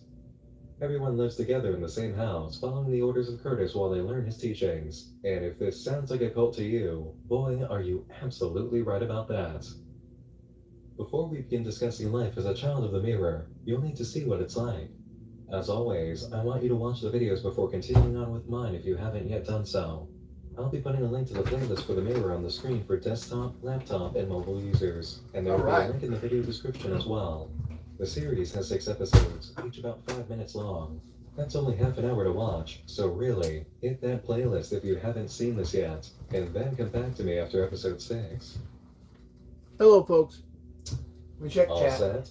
Excellent. I hope that experience made you as happy as Fanny and Reed's riding a 2-person bike. Just look at those faces. I know I felt their joy. And really, joy is not out of place for an emotional response to Children of the Mirror. Wham City Comedy has brought us plenty of psychological, abstract, and horrifying material, with varying degrees of dark humor in each piece. But The Mirror is the most comedic achievement. It's funny and unsettling at the same time, riding a line of wonderful absurdity and chilling events, but you never quite lose the smile on your face. Robbie Ratcliffe, who played Curtis in this piece, is leading the charge for creation and direction of The Mirror, and it's great to see him at the front of a project. While being more of a humorous piece and feeling different from what we've seen by Wham City so far, it still completely feels like something they made and has all the right beats. It has that ever-present appeal that keeps creatures of the night like us coming back for more, a mysterious, surreal element begging to be solved. A cult is a frightening concept on its own, but history gives us valid reasons to be afraid. True horror stories have taken place over time as men like Jim Jones and Marshall Applewhite turned ordinary people into willing slaves, made them engage in human rights violations, and led hundreds of followers to commit suicide. Every cult has its own wild belief system, at the head of which is a creature who is the source of all knowledge. They make the choices, they provide the teachings, and they are revered and feared in equal measure. Make no mistake about it, the Children of the Mirror is definitely a cult. It's a cult whose belief system we know very little about, but we discover enough during the video lessons to get a good sense. We'll start with the most obvious piece, which is part of the Mirror's belief system and also a classic sign of cult behavior. Lesson 8, Altruism, highlights how Curtis is a selfless, giving provider who doesn't take more than he needs, and he doesn't keep many things either. The children, his followers, are taught to share the same lifestyle of owning many things. Fanny, the most serious disciple of Curtis, illustrates the point best in her timeout session. I know it's hard to imagine, but there was a time when I kept things for myself. All of the children can be seen lacking items of their own, actually. In Time Out with Reese, you'll notice that he barely has anything in his room, and the few things that he does have are incredibly boring. What is this, just a shelf taken out of a cabinet? A single dumbbell and one wall decoration? Wesley doesn't seem to have any more freedom than Reese does. We see some kind of decoration on what appears to be a box, a picture frame containing photos of who else? Reese, Fanny, and Curtis, and something in the back that seems like wood. Oh, but he also has something else, which he shows us to explain his Curtis-approved technique for keeping things clean. And when I do vacuum time, it goes real quick, and all the dust collects. Good old vacuum time. So then I just have to, I I sleep on the floor, so there's dust everywhere, but the bags really have cleaned things up a lot.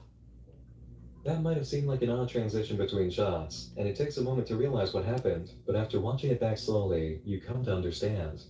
The cut between Wesley showing us his plastic bag and the next scene is blurred by the image of another child of the mirror passing by. The moment after they pass through, you see Wesley's been put off his train of thought, and he no longer has the bag. Whoever entered the scene took it away from him. Wesley was holding on to contraband. Controlling people through their ownership of material goods and personal items is a definite sign of cult behavior. It's a symptom so extreme it can be found as a trait in a lot of dystopian future stories. We can underline the rule of not having frivolous material possessions in the house through Fanny, the most well-behaved disciple of Curtis. The only items in her room are for housekeeping: a sponge, a cloth, an extra pair of gloves, and a record book. One item you'll find all three of them have in their rooms is a glass of water, which brings us to our next observation about the children: the extreme importance of water. Believe it or not, this story is actually like somewhat Lovecraft adjacent. Lovecraft himself didn't write The Hounds of Tindalos.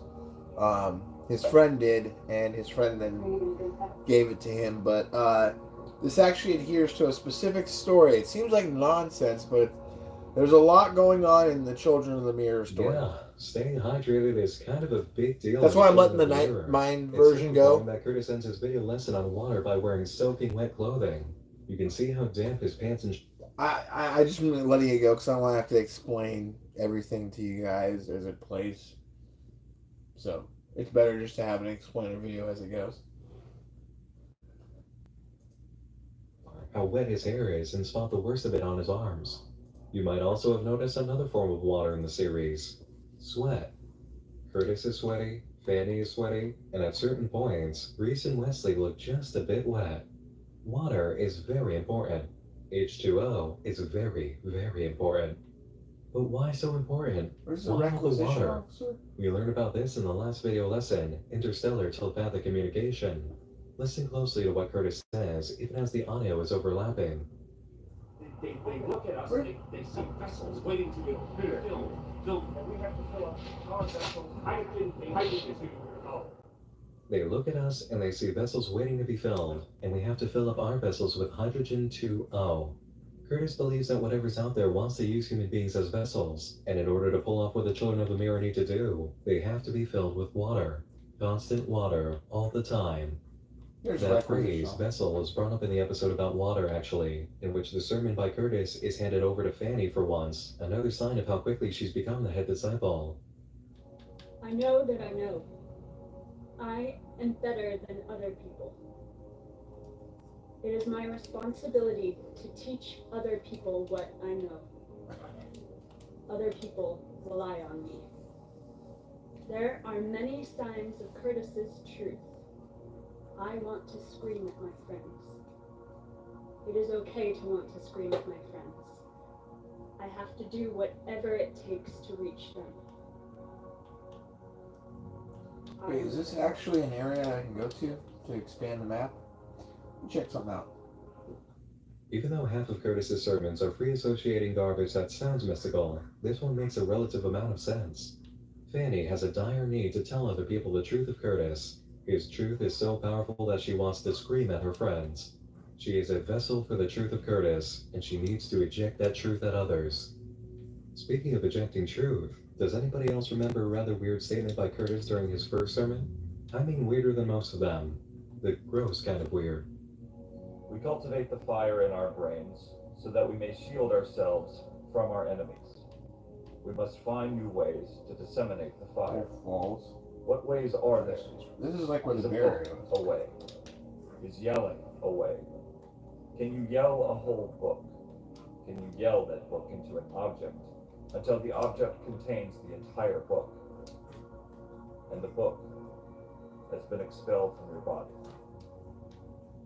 Curtis is saying that the children of the mirror cultivate a fire in their brains to protect themselves from enemies. They need to find new ways to spread that fire to other people, to protect them. They might be able to yell about what they know, or write about it in a book, or they could yell a whole book, or yell a book into an object, like a DVD or videotape for instance, which can hold the entire book's knowledge. Ultimately, they need to expel the book from their body. That's what Curtis is getting at here.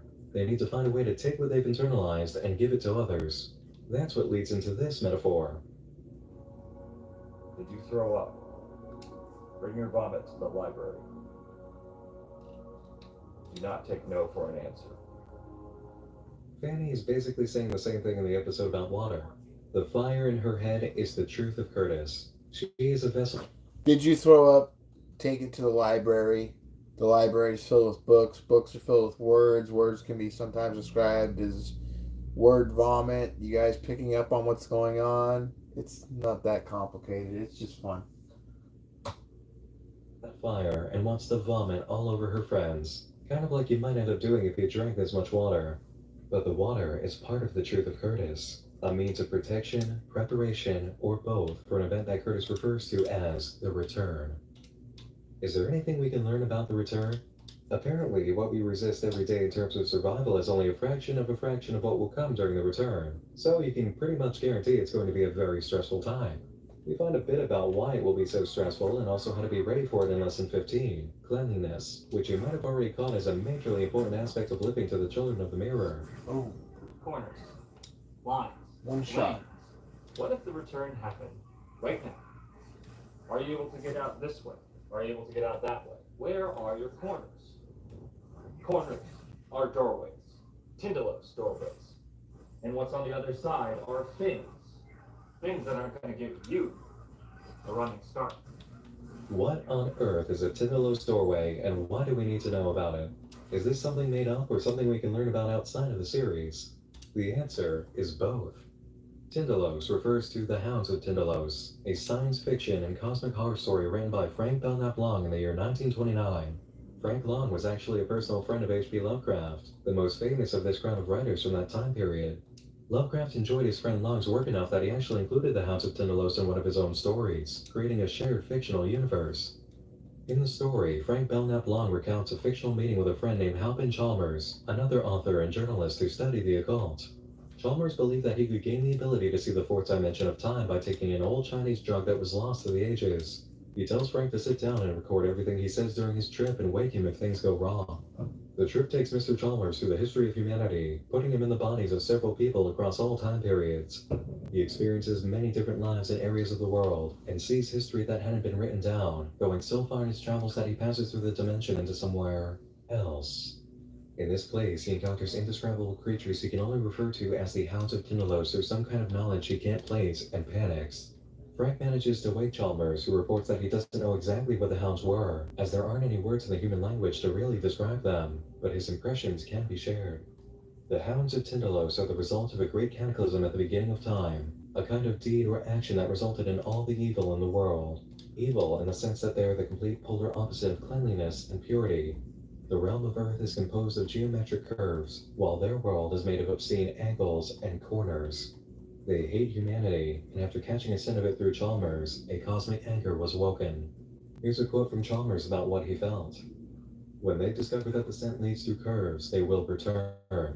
They will return ravenous and snarling and unsatisfied to the foulness that was in the beginning, before time, beyond space.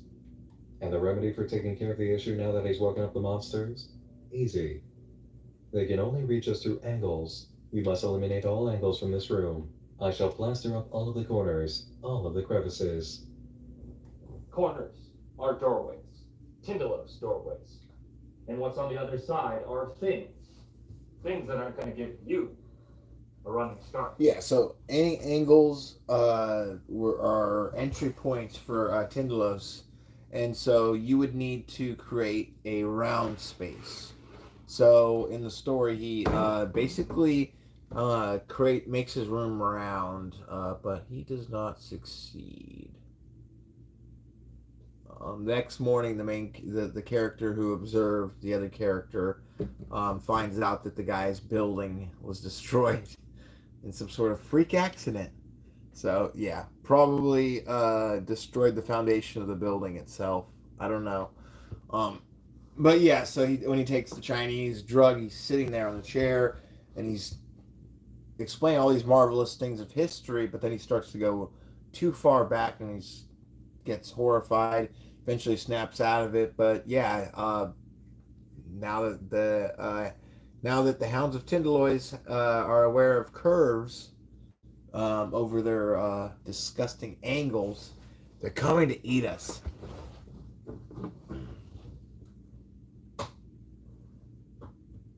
They definitely won't give you a running start. The story ends with Chalmers and Frank sealing up all the corners with plaster to make the room round, but an earthquake the following day breaks all the plaster, revealing the angles and letting the Hounds of Tindalos through. Chalmers is later found decapitated, with his head placed neatly on his chest and a triangle around his body made with pieces of plaster. So now we know what Curtis is afraid of and what he's been teaching the children of the mirror. There are cosmic beings of unspeakable evil and horror beyond the dimension of time, and any day now, they're going to break through the wall of reality using angles, or, as Curtis said, corners. And because what may come through a Tindalos doorway is a creature that is 100% filth, the opposite of purity and all that is clean in the world, the only way to fight it and prepare for a return event is through cleanliness. Absolute, impenetrable cleanliness. Being clean means being safe.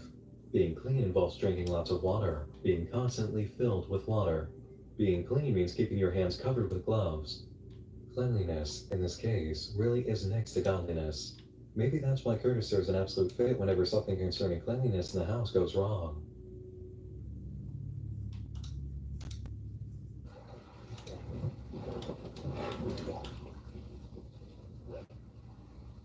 I need to be certain that you are hearing me correctly. There are things that need doing that cannot be done if the correct steps are not taken. One of our family that lives here with me has not been taking these lessons seriously, and that has resulted in a situation. How do you clean your hands? How do you clean your hands? How do you ensure that they are free and clear of contamination? What just flashed? Touch, you ensure that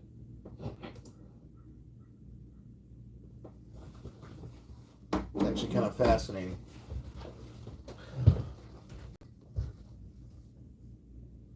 It's one of the jugs of water.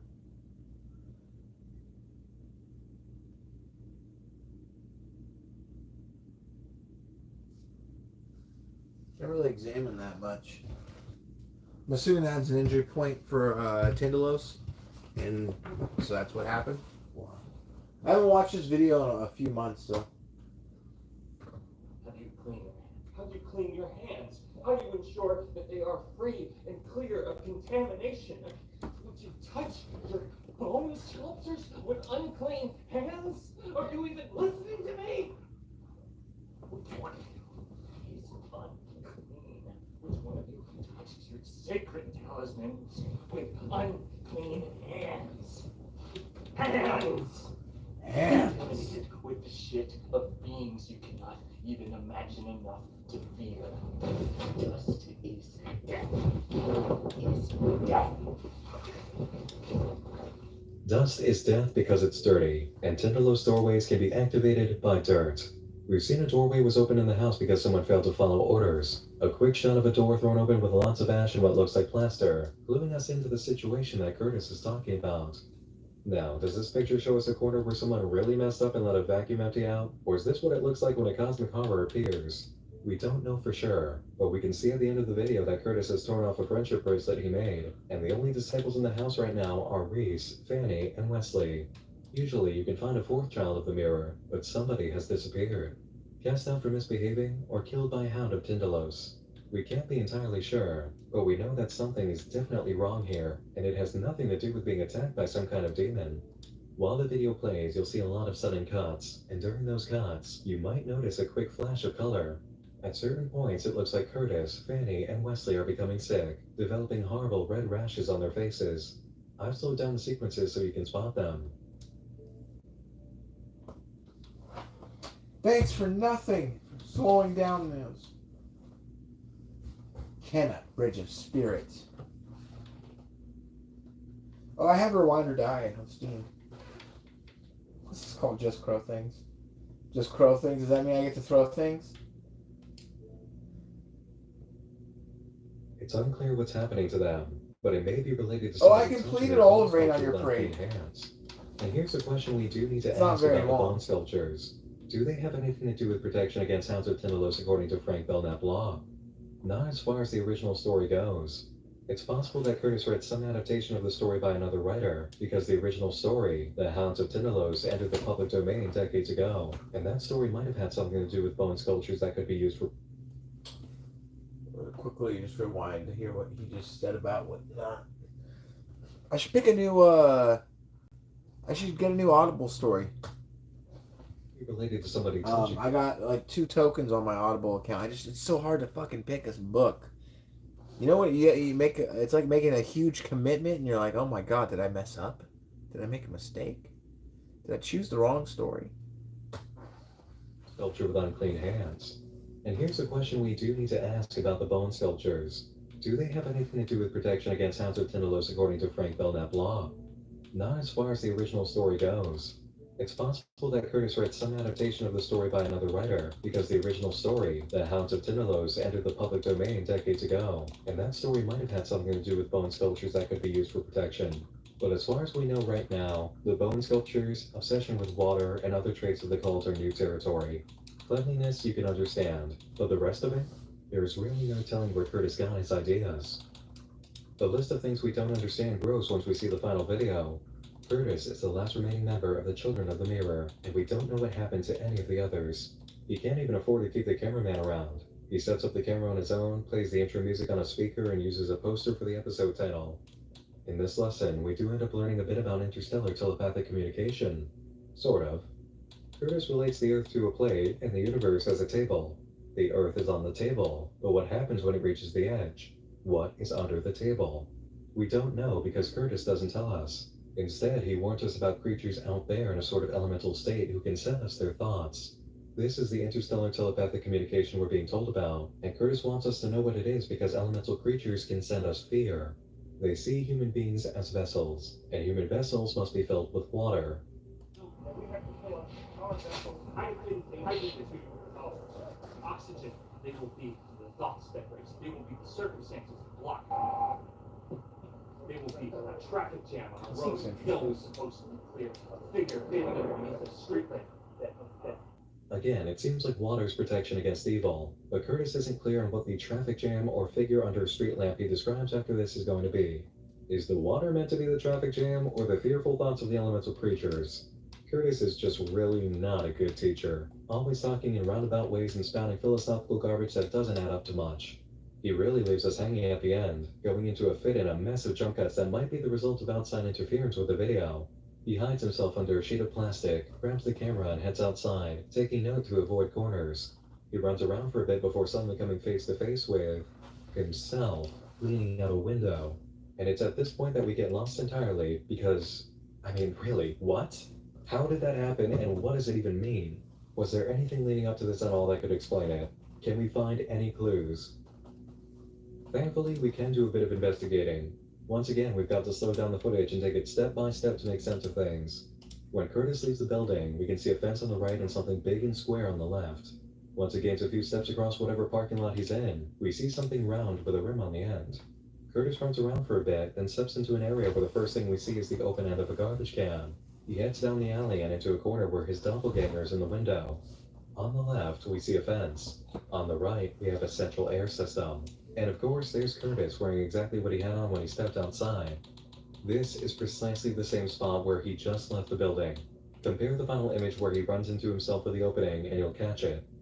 In order to piece it together, you have to remember we're coming from the opposite direction now. So what we're seeing is a mirror image, a reflected version of where we just came. Curtis has gone in a circle and come back to face himself. If you slow down the run through and just follow his movements in the video, you'll be able to track him. He leaves a window, runs forward, turns left, keeps going forward and left, and circles around. Curtis heads up the alley and goes to the window, facing his clone. He circled around and is now seeing himself. And here's the really crazy part. We might have been told this was going to happen through a prophecy that involved a secret video. If you go to the site for AB Video Solutions, the production company run by Ram City Comedy, you'll see a very interesting video running in the background. One of the children of the mirror is playing with a pen, making some very specific movements with it around a notepad. You can't find a link to watch the video on its own from the front side of the site. You've got to go to the back of the site, the source code, where you'll find this. Special video background, with a video ID that works for YouTube. Enter the video ID into any link for a YouTube video, and you'll be taken here. Mirror background is the title of the upload, and it's no mistake that the letter G is missing. Again, we have a child of the mirror moving a pen around, using very intentional movements. This is actually a code, and it's one you've heard of before, but not usually presented in this way. Morse code. The most common form of Morse code is audio, but the dots and dashes that make up the language can be shown through movement. After a bit of code cracking, you'll find that if the pen is placed on the left or turned in place, it stands for a dot. Moving it to the right side gives you a dash mark. Follow the movement, and you'll get your message. Reese, forward and backward. It's not only the letters that are reflected, the actual dots and dashes code is presented in a reverse format. You have an exact mirror image of Reese's name. So we have information telling us about reflections and going back around the mirror, and this is a story about the children of the mirror. Why use Reese's name though? The story's not about Reese, is it? They could have used any word to get their point across. Going back to Reese's time out, we touch on something that may have been mistaken for just an entertaining character piece early on.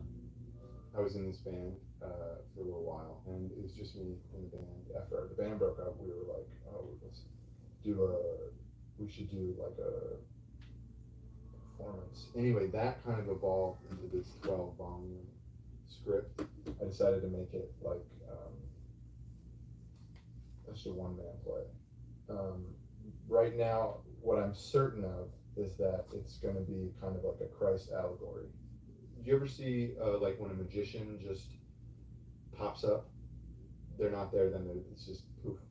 There's not going to be a poof. I would dream about. I would see this, just this stage, and I figured we'd do it. Right now, it's just this piece of paper.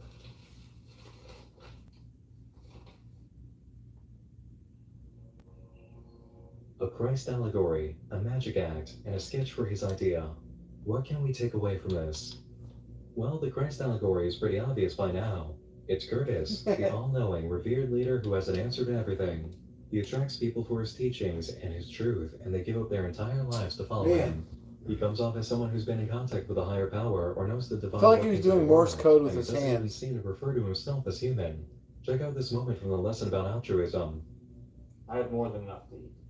More than enough to sustain me, if I were the old me. By which, of course, I mean the old new me, since the old me inhabited a form that can't be described in the language humans can hear. Whatever Curtis believes himself to be, he lets his followers know that he is something more than human in a human body, similar to Christ.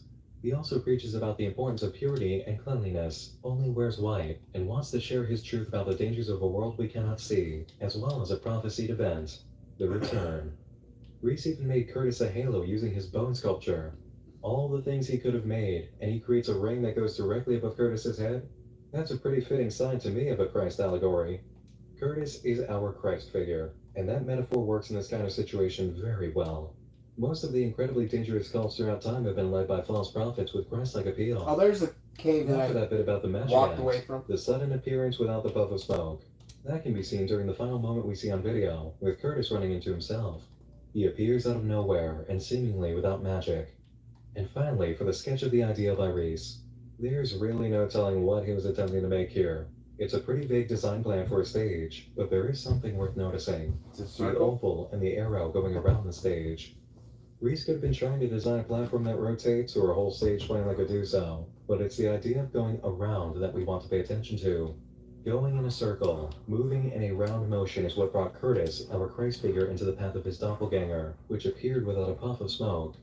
First he's here, then he's there. Magic. And of course, it was a video called Mirror Back Round that brought us back to Reese. You could even bring up that we came from the end of the series all the way back around to the first video to study this, and that might have been intentional. So Curtis is a Christ figure experiencing an event that Reese might have actually predicted. What does it mean? Why are they called the Children of the Mirror when a mirror is never mentioned? Why did Curtis run into a reflection of himself? And what's with all the emphasis on hands? What does the hand sign mean? Why bone sculptures, and whose bones are these? Where did Curtis learn all of his teachings? Without seeing more video lessons from Curtis, we're left to interpret this on our own using the information we've gathered so far. This is the point at which we really need to examine what we've been given and see what the picture is telling us. But before we do so, let's get one obvious lesson out of the way. Curtis is a character that reminds us how there are people in this world who will come across to others as all-knowing. They're smarter than everybody else, they're enlightened, they have all the answers. They know everything without a lick of experience. They see things that others don't, and they're so smart and mystical and magical, and others constantly agree with what they say. And this is not the kind of person that you can respect. We saw it ourselves. Curtis likes to take his truth and make it the truth of his followers. He's a brainwashing cult leader who does all of his followers thinking for them. And if there's any lesson we can see in the series, it's that there shouldn't be people like this. It's complicated to be a truth keeper. On one hand, you want to tell people what's real and what's a lie. And on the other, you're going to encounter a lot of resistance. Let it be known that I do not ever want to be a Curtis. When it comes to Wham City Comedy, AP Video Solutions, Internet Mysteries, anything at all that I talk about, I deeply enjoy investigating to see what I get out of it and sharing my findings. But in the end, that's what they are. My Nightmind is a massive Curtis. He's very upset. findings. My truth does not have to be your truth with topics I cover. And to be honest, my truth is not the truth, because it's interpretation and my views often grow or gain new perspectives after I finish a video. That which is true is composed of legitimate fact and confirmation by creators. It's art and mysteries that we examine here, and in cases of art and mystery, it's really not often that we have indisputable facts on the investigation board, and even more rare when a creator confirms something I've said. Never consider me the authority when it comes to solving these mysteries that all of us love and try to crack. In the end, only Robbie Ratcliffe knows without a shadow of a doubt what it all means, and that's the case with every artist. Please, don't ever consider me a Curtis, and don't let yourself ever be a Fanny. That being said, here's what I'm receiving from Wham City's interstellar telepathic communication this time. Curtis is a figure that presents a wider array of feelings than disgust and doubt. Yes, he is an obsessive cult leader with a mean streak and shows us the worst aspects of somebody leading a belief system. But meanwhile, he might be the complete lunatic who was actually right the whole time, making him, against all odds, a Christ figure, and it puts us in a very weird place. We know from his lesson about Tinderlow's doorways that he's pulling some of his teachings from a science fiction story, and that's actually kind of hilarious considering there's a very well-known cult with a belief system based on fictional stories by a writer who enjoyed writing a lot of outrageous fiction. But in this story, we have potential evidence that the fiction might be much more real than we think. Curtis is very upset about the situation he shows us here. We don't know if a Hound of Tindalos actually broke through or if there was a very normal accident, but we know what shows up on the faces of Curtis, Fanny, and Wesley during this video, and it's anything but normal. We also have something really out of this world happening in the video that follows. Curtis running into his own reflection. It's also an event that might be the fulfillment of a prophecy by Reese, adding to how odd this entire situation is. We can't make a real call on the issue of the Tindalos doorway being opened in the house, but we can definitely give Curtis a bit of credit for thinking the world is crazier than we know. All he did was run around in a circle and he met his own doppelganger. His event was also foretold, even in a roundabout kind of way, by one of his followers, and he and his followers began showing sudden impossible flashes of illness in a moment of stress. Yeah, Curtis is crazy, but he's also not crazy, I guess. The ending shot of the series may be the best way to wrap up the message. We see a plaque that reads, "When life gives you lemons, make lemonade." And right next to it we have a jug of water that's been disturbed, but it's moving in the weirdest way. Look at this. Something is wrong with the physics here. You might also notice that we're not on the same camera as before. The way we're seeing this is from a different setup than the one that Curtis had when opening the video. I don't think we're in the same place that Curtis just left. When life gives you lemons, make lemonade. The original quote, "When life gives you lemons, make lemonade," is about taking something sour and unappealing and turning it into something sweet and good, making the best out of a bad situation. If you're taking lies and making them into lemonade, then you're turning deceit into something else. And this is the point where interpretation can really vary. If the lies that Curtis was selling were lies that made people feel good and believe in something great, then the act of turning them into lemonade means creating an absolutely horrible truth. If his lies were vile and created misery, then the lemonade is the shocking twist that he was, in a way, completely right the whole time. After what we've seen from the visual art performances in Ram City, we know that ideas and feelings can become physical manifestations. There's a kind of reality-bending zone where belief manifests into life itself and wreaks absolute havoc. It's possible that is what we're seeing here, which would make the first idea about lemonade true. Lies for good being twisted into horrible truth. If the lesson is actually about how some really nutty people could, against all odds, turn out to be right, then the second idea about lemonade seems more fitting. Either way, we're sitting in a very odd place now, and so is Curtis. We've gone back round the mirror. We are on the other side of the table, the side that Curtis couldn't explain to us, seeing something we shouldn't be seeing, just like the character in The Hounds of Tindalos. But there's one more thing we haven't seen yet, and it has everything to do with sight. That symbol of the hands raised in front of the eyes is a weird one for sure, but it definitely has a meaning, at least when it comes to the idea of a cult. By raising their hands in front of their eyes, these people are blinding themselves. Their obedience to the cult leader makes them totally incapable of seeing what's directly in front of them, and it's a willing act of blindness taught by someone who only wants them to see what he chooses. It's a good bit of commentary on the nature of a cult, and Curtis might have a reason for doing it based on the Hounds of Tindalos. My email? Who knows, man? Who knows? I don't know. You can probably ask it here. I'm not going to give out my email. I'm just chilling.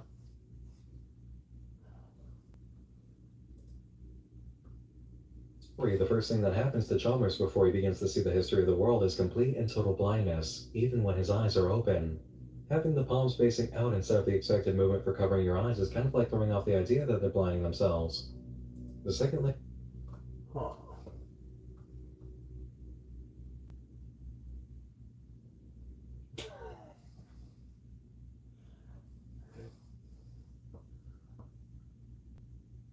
We already went through that Pulse 1988, the very end of this 1251.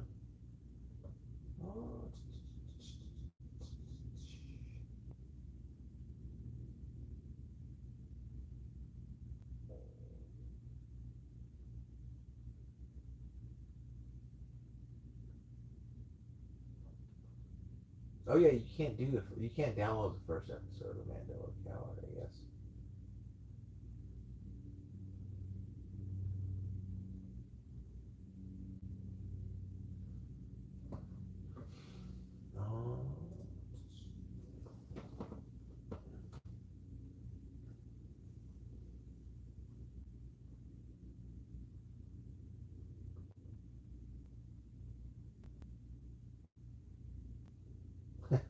12 hours interstellar wormhole. Dope.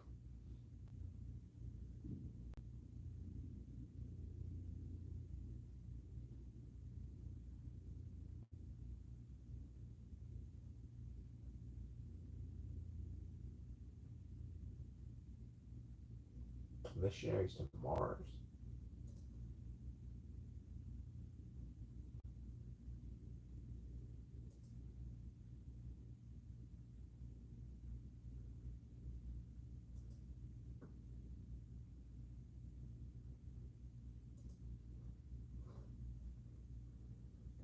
God, it's so weird to have to go. Okay.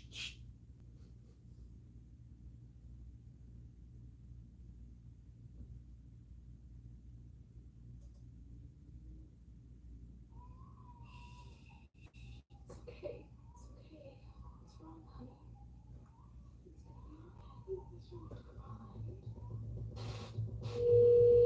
I'm sorry. I don't even know. I don't have Discord or anything.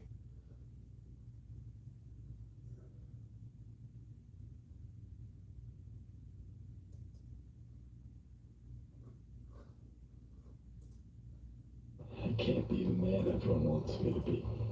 They have taken so much away from us, and you still run to them every chance you get.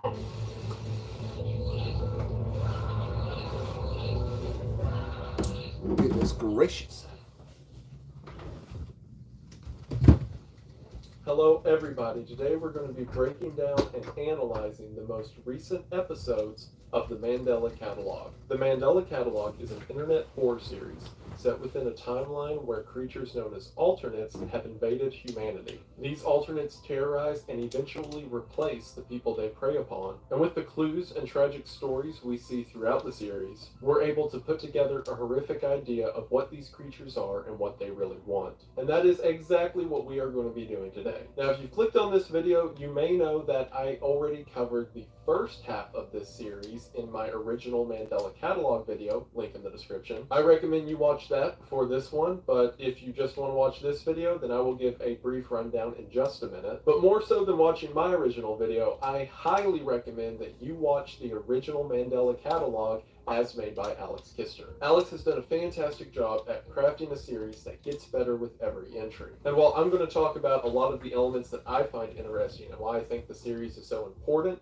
it really is a disservice to not experience it yourself. So what I recommend is go to his channel. It will be the top link in the description just below the ad, and check it out for yourself before we get into the series analysis. So if you're caught up on all of that, then stick around as we continue to unravel the mysteries of the Mandela Catalog. But it's not only the season of existential dread, it's also the season of summer. So why not make your summer better with today's sponsor, Raycon earbuds. With the best audio quality and the best package available at half the price of their competitors, it's no wonder why Raycon earbuds has over 50,000 five-star reviews. With a noise isolating design that amplifies your sound, Raycons are as useful as they are comfortable. And it's because of that oily rubber design of Raycon earbuds that they are so comfortable and useful. And not only is the design sleek, but because of the way it's built, no matter how you we're move actually your sitting head here or through what this you shit. do, your Raycon earbuds never fall out. During these summer months, I'll wear my Raycon earbuds while I'm hiking, out on the boat, or even four-wheeling watching. As a brief rundown of my first video to make sure that everybody's caught up, I theorize that the Mandela Catalog takes place in a timeline where Satan and the armies of hell overtook religion on Earth. In the original videos of this series, we not only see the false shepherd take the place of religious authority on Earth, but we also see the consequences that that action would later have. These demons, or alternates as they're called within the series, cannot directly interact with humanity, at least not initially. See, according to what we're told in Intruder Alert, these alternates inhabit a different plane of existence, and the only way that they can pass into our world is if they're invited in. And as we see in the Mandela Catalog Volume 1, this is most often done by convincing a person to take their own life, to which the alternate will then inhabit the form of that person, replacing them on Earth or creating what we know as a doppelganger. In my original video, I described the life cycle of these alternates as such. An alternate begins to psychologically torment a person, most often through MAD, also known as metaphysical awareness disorder, and eventually gets that person to take their own life. Once that's done, The alternate can then step into our reality and take that person's position. This is what happens to Caesar within Volume 1. Now, in the realm of the physical, the doppelganger has no problem interacting with humanity. Again, as we see in Volume 1, Caesar's alternate, now taking Caesar's position, has no problem killing his mother. Once this gateway has been opened between these planes of existence, it allows more of these alternates to attach to people and manipulate them through fear. And it seems that once an alternate has attached to you, there's no way out other than taking yourself out of the picture. The reason that these alternates have been around for thousands of years but unable to act until the timeline of the Mandela Catalog is because due to the nature of them existing on different spectrums of reality, they had very limited contact with people until advancements in technology such as television. And now that these new advancements in technology exist, it seems that nothing can stop them. There were two alternates that I pointed out in the original series as being unique from all the others. One of them was the man in the hoodie that Mark saw at the bottom of his staircase when he was a young child. This figure, simply called an intruder, seemed to not be interested in taking Mark's position or necessarily tormenting them. He was just kind of there in the background and seemed to be following a young child who would one day become the victim of an alternate encounter as seen in Volume 1. The other unique alternate is the one who seemingly started everything, the false shepherd. The false shepherd seems to be the one who overtook religion in Overthrown and seems to be the ringleader of whatever's going on. In my original video, I said this was supposed to be a sort of bizarro version of Jesus. Other people have said it's supposed to be the angel Gabriel. However, I don't think it really matters because the two would serve the same function in the story. And I'm just going to keep calling them the false shepherd because I think it sounds cool. And also, another thing that I saw in the comments a lot on that last video and other places is people were considering the story sacrilegious because it dealt with themes of religion like that. And as a Christian, no. This is the same complaint people had about Doom whenever those video games came out, because they figured, oh, the game contains demons, therefore it's anti-religious. But as the creator of Doom said, it is hard to make a more anti-demon game than a game that entirely revolves around killing demons. And while the Mandela Catalog uses these sacred names to tell a fictional story, it is very steadfast in the idea that the whole demon thing is not good. It's pretty clear that the creatures are evil and not to be trusted, and the story is saying it would be a bad thing if this is how the world worked. It's pretty confident in the fact that demons ruling the world would be a bad thing, and I think it's pretty decent anti-devil propaganda. Like, there's never a part in the story where the script's like, now hold on everyone, let's hear these guys out. But now that we're all caught up, let's go through the new episodes that I didn't cover in part 1, break down the pieces of them, and then begin to paint a picture of what's going on. Beginning with the first episode since my last analysis, Exhibition. Exhibition opens with the sound of an empty phone line and music rising in the background. This music is the same one that was heard during the death in Intruder Alert.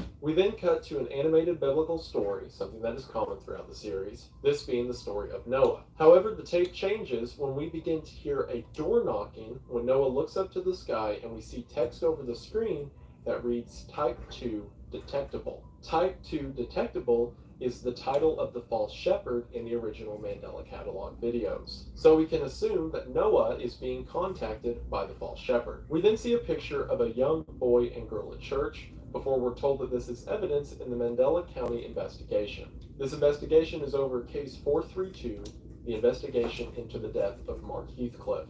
Mark Heathcliff, again, is one of the characters from Mandela Catalog Volume 1. As we know, Mark went over to Caesar's house, and while he was there, an alternate latched onto him. Mark then went home where he was tormented for several days before taking his own life. We see evidence that is being collected by Lieutenant Thatcher Davis. If Lieutenant Davis sounds familiar, that's because he was the investigator into the home invasion during Intruder Alert. So he is the one who set up the camera and saw the visuals of a corpse being tampered with, or at the very least he was present while that was happening. One of the items from Mark's house is a camcorder. Within the videotape of the camcorder, again this is taken from Mark's point of view before his death, we see Mark video his closet door being opened in the middle of the night. This is intercut with videos of him driving and eventually making it to a church. This seems to be the same church as the photograph shown earlier, and the fact that this is the same church, we can assume that the picture shown earlier was of Mark at a young age. Here, it seems Mark is trying to return to that church in order to find answers given his current ordeal. We continue to see evidence of Mark's paranoia. He takes pictures of an empty window frame, paces throughout his house, sees his door open and close, returns once again to the church, seemingly with no answers. This continues until the television in Mark's room comes on, and we hear the audio that again indicates an alternate is present. We then see a figure appear on the TV before the video cuts out, followed by a picture taken on the same date of September 8th, 1992 as the original picture, only this time there is a figure standing outside of Mark's window. Lieutenant Davis remarks that it seems Mark was paranoid for quite some time, and the reasons for this are implied. We see in previous and later entries that the police are well aware of the alternate takeover. As a matter of fact, the video metaphysical awareness disorder tells us that these accounts began occurring in 1982. So the alternates have been at some capacity for the past 10 years, and it just seems like normal routine to the police. More on Mark later, but now we cut back to that video of Noah. In the animation, we begin to hear church bells as something moves closer to Noah. We're then shown that it's the false shepherd, who tells Noah that he is going to bring something on the ark. The false shepherd tells him that whatever goes on the ark with him won't be able to be seen at first, but by the time Noah does see it, it will give him his last message. We understand this to be an alternate. This is similar to Mark and how the alternate tormented Mark until eventually Mark couldn't take it and the alternate then took his place. Instead of just occurring in 1982, from this position, we can see that all the way back in the times of Noah, the alternates were operating to some degree, and one managed to survive, again, due to the ark. Shortly after the false shepherd disappears, if anyone had any doubts that this story was related to a demonic takeover, the subtitles read 2 Corinthians 11:14, and no wonder, for Satan disguises himself as an angel of light. So yeah, the false shepherd is the devil. I could be snarky about how I was right in the first video, but I already did that, so we're just going to move on now. We're then shown the Department of Temporal Phenomena, only this time the title has been changed to say The Death of Mark Heathcliff, before quickly glitching and then returning to the normal logo. This will come back later, but I think for some reason Mark is special. Like as we saw in Mandela Catalog Volume 1, thousands of children were kidnapped, and supposedly, potentially millions of people throughout history have been killed by these alternates. However, I don't think all of them were in Mark's position, where an intruder stayed in his house for supposedly several years when he was a small child. So maybe there was something special about Mark, and maybe the Department of Temporal Phenomena having this logo switched over to him is an indicator of that. The Latin on the logo of Tempus Fugit and Implexi, I know I pronounced that wrong, translates to time flies and embrace intuition. It says underneath that they were established in 1981 and then revised in 1990.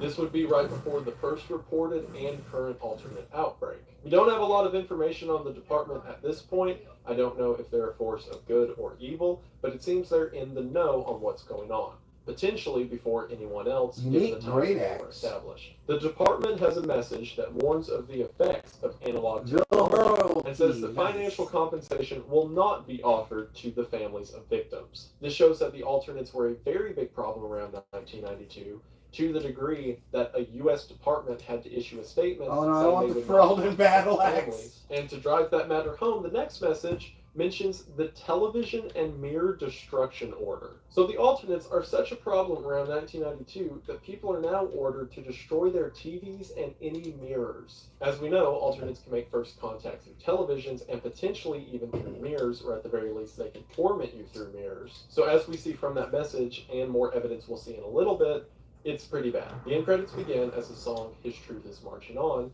is heard in the background. Also, this isn't related to the analysis, but I just wanted to say, whenever I did the first Mandela Catalog video, I was still figuring out the YouTube thing, and I'm still figuring out the YouTube thing, but especially so at that point. And I really loved the Mandela Catalog then, and I've grown to love it even more now. It's just I think it's a great series, I think it's a unique take, and I really like what Alex is doing with it.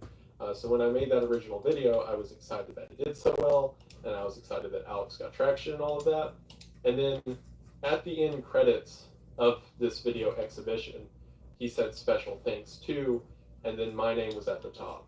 That was a huge deal to me at the time. I'm no expert on YouTube by any means, but I was especially novice then. Again, I was still recording with an iPhone. So to see a series that I respected so much and has so much care and effort put into it, put my name as the first special thanks, was really motivating and really meant a lot.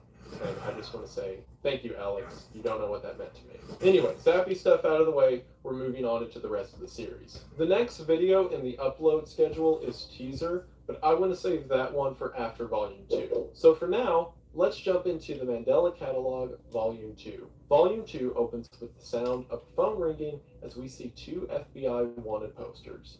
One for Adam Murray and the other for Jonah Marshall. It says that they are wanted by the FBI for connections to the Bythorn Paranormal Society. And it seems the FBI wants them enough that they've offered a $100,000 reward. The labels of their names then change to Victim 3 and Victim 4. Alright, so a few things to break down here. Victim 3 and Victim 4 is in reference to Mandela Catalog Volume 1, where we saw Mark Heathcliff and Cesar Torres. They were... By the way, I started a new series that was really good.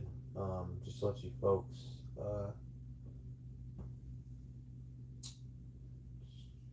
playlist, here we go. A new tab. I keep forgetting what it's called. Nocturnal Chronicles. There's 19 episodes of it. It's really good. I've watched too much. I watched the first 11 episodes, and it's extremely disturbing. So beware, but very good. I'm waiting for the next episode to come out. In fact, I should take a quick look and see what the next episode... Last episode was just titled Insects 1 month ago. Okay.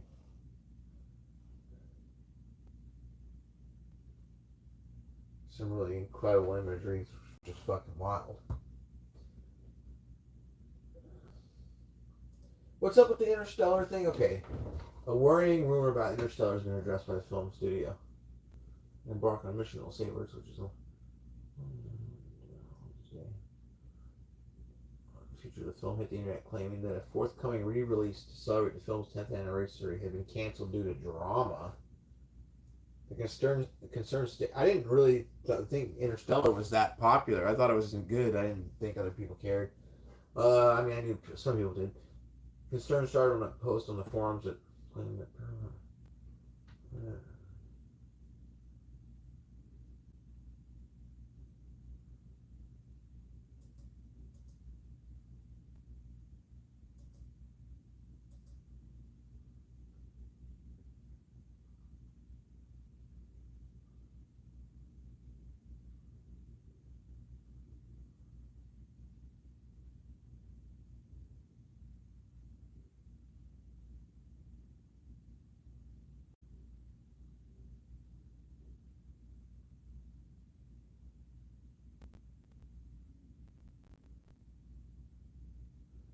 Does this guy last month at TikTok you shared okay, but can we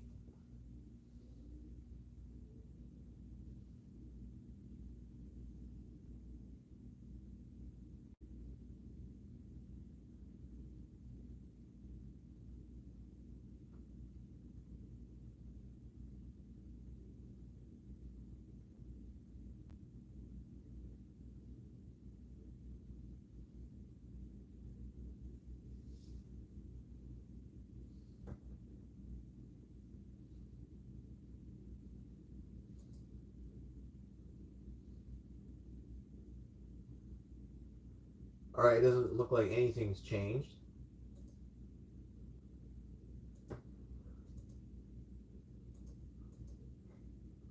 I'm gonna go ahead and check my Steam account.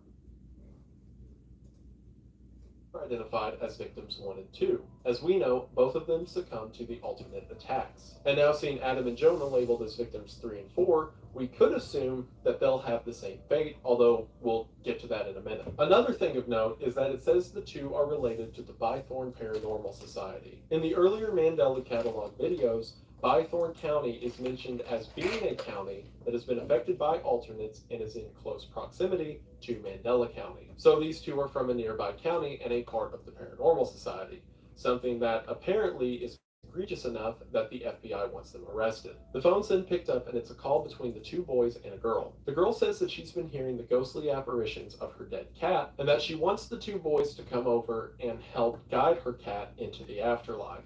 After the initial remarks that she's hearing her dead cat, Jonah remarks that it's a cat alternate in a rather sarcastic tone. Alex's writing really begins to shine in Volume 2. And that's not to say I think it's necessarily improved, because I think the original episodes were fantastic. It's just that the material of Volume 2 and the episodes later on give him more of an opportunity to deepen his writing skills. But casual lines like what Jonah said, where he remarks that it's a cat alternate, shows the progression of the world that these characters are set in. We're going to see in just a minute that Adam and Jonah's story takes place in 2009, over 16 years after the events of Volume 1. That means it's been 16 years since the initial alternate takeover and things like the television destruction order. So Adam and Jonah have simply grown up in a world where alternates exist. So whenever Jonah casually remarks that it is a cat alternate, it both goes to the humor of the series and the sadness that this is just the world they're used to. The two are hesitant about babysitting a ghost cat at first, until the girl offers them $500 a night. We're then taken to a GPS view as we see that Adam and Jonah are ready to begin their journey to this girl's home. While sitting in the vehicle, the two remark that the car won't start, and while debating their options, Jonah says that they could maybe steal another one. Before following up, it's not like anyone will call the cops here. This implies a couple things.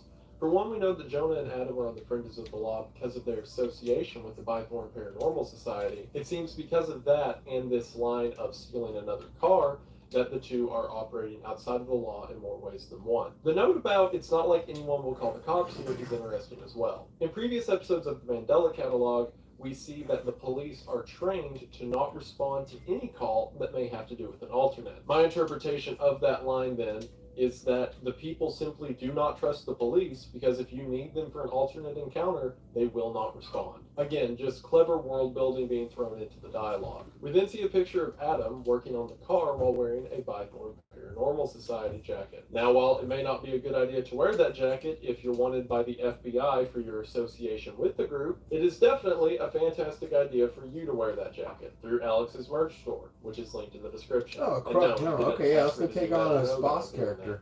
I just think they're pretty cool. We then see from the following photographs that the two make their way into Mandela County. In the following footage, we hear the two having a conversation about alternates and the nature of their existence as they continue their journey, and eventually we get this shot of a cross on the side of the road. Just little touches like that.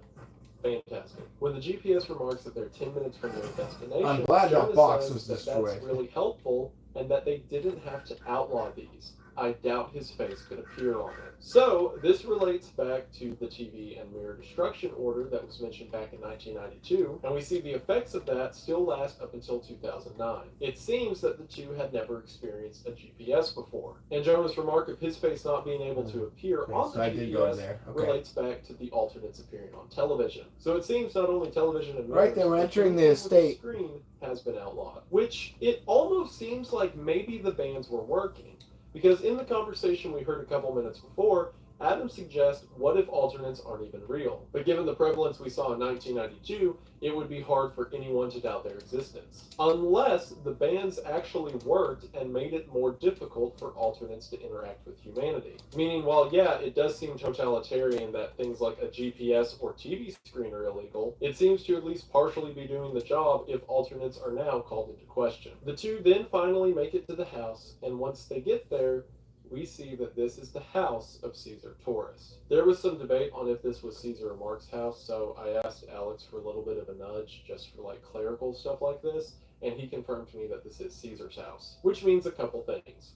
For one, this is not the house of a girl who called earlier saying that her cat needed help passing into the afterlife. While you could say perhaps she bought it after Caesar's death some 16 years ago, the house is not lived in, indicating that it's not hers, and two, and more importantly, the house is still infested. See, whenever we left Caesar's house, that's where Mark picked up the alternate that eventually led to his death. So now, Adam... What do you expect? So we're just gonna clear this place out. Nice. Basically a little dungeon quest. Set the dungeons of Villa. When did they arrive? A few hours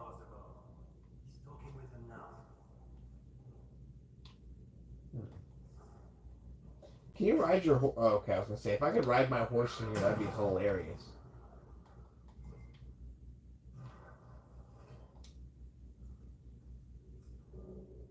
Mercenary Captain Shield. I haven't heard anything from the plane. Have you? No, nothing recent anyway. Okay.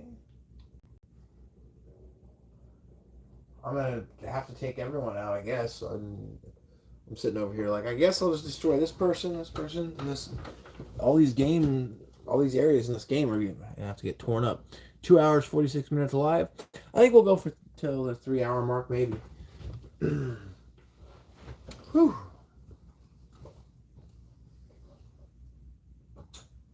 I do want at least 3 hours live so that if people decide to hang out and watch, that they know that they get at least 3 hours during the night. I know I only did like, what was it, like 45 minutes or whatever the other night. Yeah. But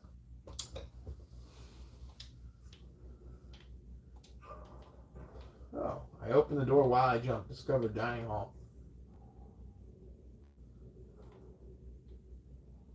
I'm gonna destroy all of you.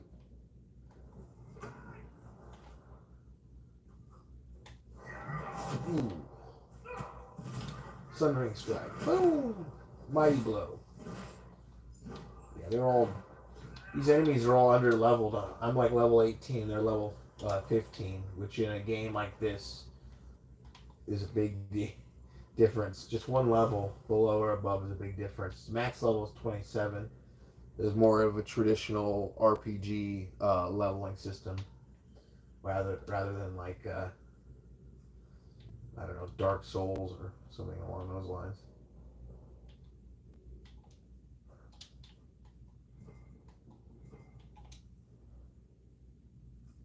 Oh, Amethyst.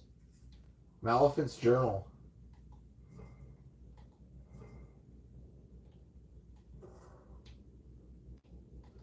Maleficent can fuck right off.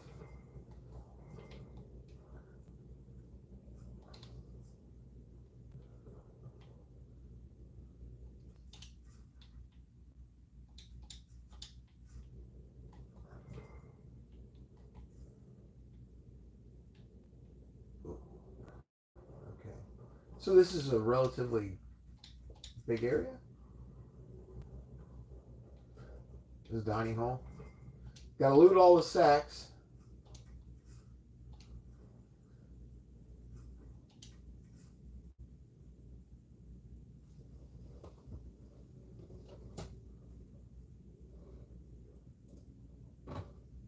But arriving there is not good. They then begin their 3-day stay at the house, beginning with night 1 on January the 12th of 2009. Again, this is our confirmation that Volume 2 takes place 16 years after Volume 1. As the two set up cameras and take pictures of the house, they come across a locked door. Other than that, however, the house seems completely empty. Both of them are considering ditching the house because they don't seem to find anything interesting until a scream is heard. When this scream is heard, the GPS gives an error code of 333. To the best of my understanding, this code generally indicates the presence of an alternate. After this evidence of paranormal or more likely alternate presence, Adam becomes interested and wants to stay while Jonah suggests that they leave. So that night, on night 2, Adam goes inside of the house while Jonah waits outside and monitors the cameras. It's noted for this footage that exposure to the blank causes video corruption. Again, most likely alternate. Adam begins to use a spirit box to try to communicate to whatever's inside of the house. However, as he's doing this, Jonah, who is operating the radio, suddenly screams, indicating that Jonah sees something on the security cameras. However, this message continues to loop over and over. Adam believes that Jonah's just playing a game, and as he begins to get worried, the video glitches out. Again, an indication of an alternate present. It's then that a third voice joins in on the radio. The voice says, "I've been watching you," as Adam and Jonah each think that it's the other one trying to mess with them. Before the voice continues, "I can see you," and the screen abruptly cuts. What do you see exactly? You think that's not funny? What's not funny? The video then cuts to another biblical cartoon. this one of Adam and Eve. I like how my character hits so hard and knocks the guy the fuck down. To eat Glorious. And as Adam begins to eat the apple, the serpent laughs to the side, happy that Adam has fell into temptation. This is so... we have Adam in our story who is obsessed with these alternates. As soon as he hears the scream inside, he wants to go back inside. That's whenever he becomes interested, when there's actual danger present. And now, thanks to the message on the radio, we know that there's alternates there and that they have been watching Jonah and Adam. And this does nothing but get Adam more interested. He is obsessed with chasing the knowledge of what these alternates are. And that is shown as a parallel to the other Adam, the Adam in the garden, tasting of the forbidden fruit. I love that because in metaphysical awareness disorder, it says that the reason these people lose their mind and eventually end their life is because they have been exposed to knowledge which is not desired to be known. And Adam is now chasing that forbidden knowledge. He has to know what it means. And just as the other Adam chasing the fruit, it'll be his own demise. We then see a photo of where Adam is sleeping. And while it seems Adam's alone in this room, an alternate begins to speak to him. The alternate says, "You followed the shepherd. You are a fool. Follow my voice instead. You will find great happiness. Wake up, Adam. Don't make me wake the others." So I'm going to elaborate near the end of Volume 2 on why Adam's so important, but what this alternate tells Adam is interesting. A lot of people have taken that line that the alternate says, Courtyard? of "you follow the shepherd, you are a fool, follow me instead," to mean that there's two different factions of alternates who are warring against each other, and that they're vying for Yeah, he control knocked me over down. Adam. But I don't think that's true. Instead, I think that this is a false promise from an alternate who's promising to be better than the other alternates. Perhaps whenever the alternate says "you follow the shepherd," it's referring to the false shepherd, the ringleader of this whole circus. Or it could just mean the distractions and the forbidden fruit of the knowledge of the alternates themselves. Adam demanding to stay in the house in order to get more answers, even though it's very dangerous. Now, just as with the apple, the alternate is promising Adam great happiness if he just follows what he wants. That last line's the really interesting part. Wake up, Adam, don't make me wake the others. And I'll get to what I think that means in just a second. We then see various pictures showing that something's moving throughout the house and opening doors, before Jonah says the Cam 3's out and asks Adam to go check it. When Adam leaves, an alternate appears in a flash of the camera. Oh, he's right there, it's the boss. Before perhaps the Boom! same or another alternate appears directly in front of the camera and begins to speak in garbled tongues. 200 experience points for the If you influence have your inquisition. captions turned on, right after this alternate's done speaking, the text says, "Patients report multiple..."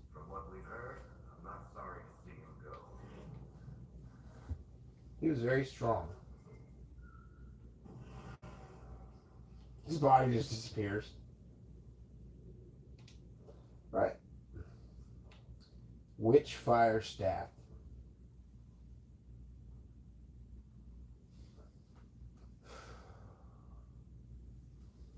I'll take it. This isn't anywhere near as good as Solus's magic staff right now. I mean, Seems we interrupted their meeting with a Templars. They weren't expecting us. Whatever they came for might still be here.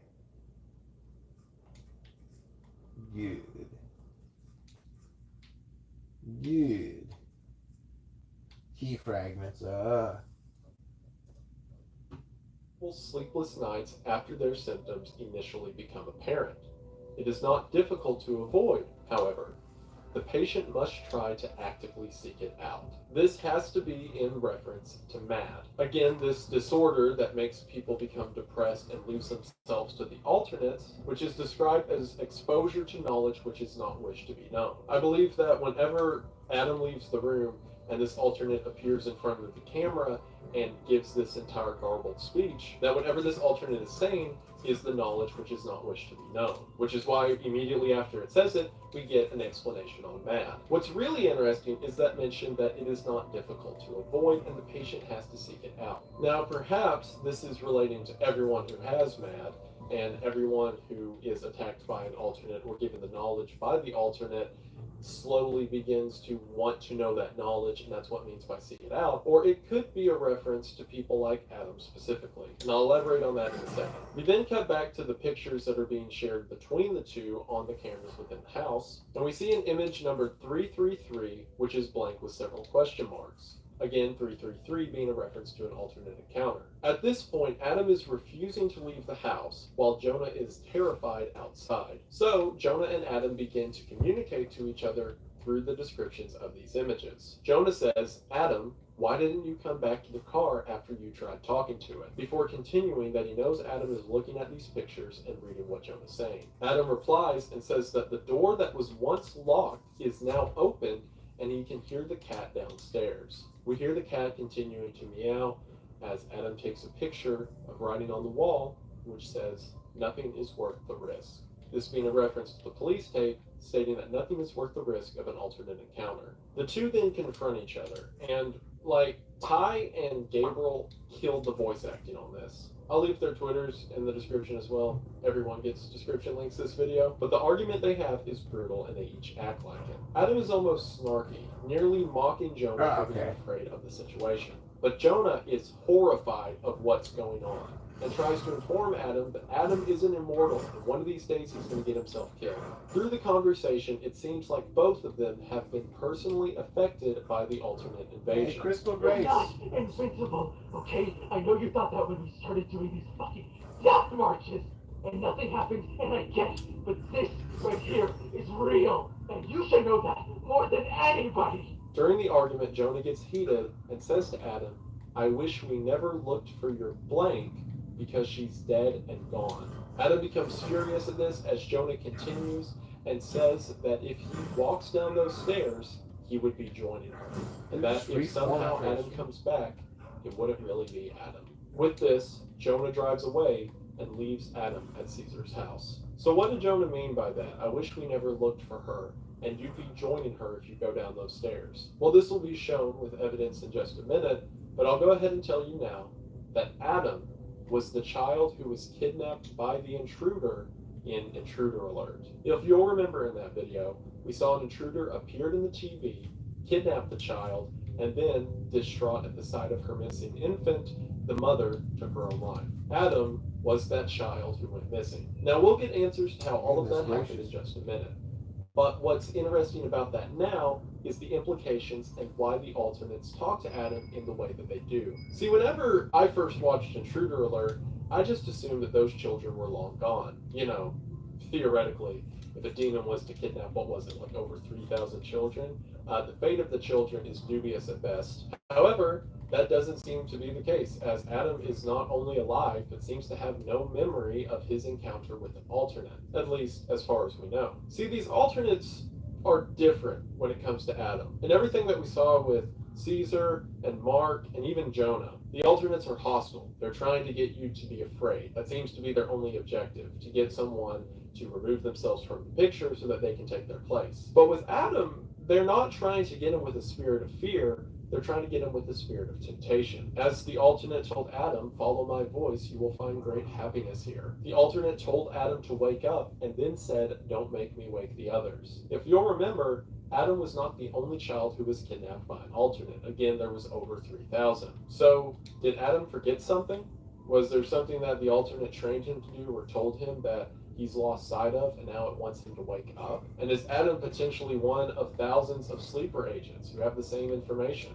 And as the alternate says, he could wake the others. That's also what I meant in the caption about metaphysical awareness disorder, where it says that it's not difficult to avoid and that the patient must try to actively seek it out. Is that referring to people in Adam's condition, people who were kidnapped by alternates at a young age? Because if you'll realize, at no point in all of this was Adam afraid, even though quite naturally, as was Jonah's reaction, fear would be the natural reaction. But instead, Adam's stoic. He's more curious. Jump on the bed. Maybe it's just because he's familiar with Achievement it, unlocked. even if he's not really aware of it. It's also for this reason I do not think Jonah was kidnapped as a child. Again, it lines up that 16 years ago, Adam would have been a baby, and assumedly, Jonah would be in the same position. However, if Jonah was kidnapped at a young age, I imagine the alternates would treat him like Adam, instead of how we see they treat him in just a minute. So Adam is different. Adam's special. And now he's alone in the house with these alternates who he refuses to leave as Jonah's trying to get away. Adam then walks to the bottom of the staircase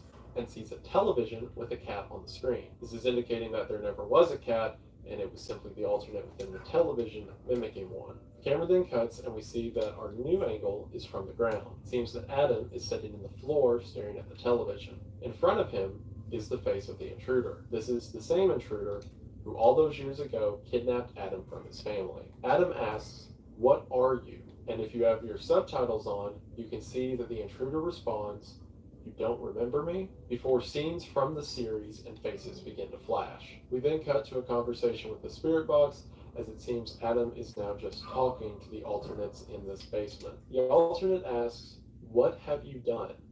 And Adam replies, "I did the right thing."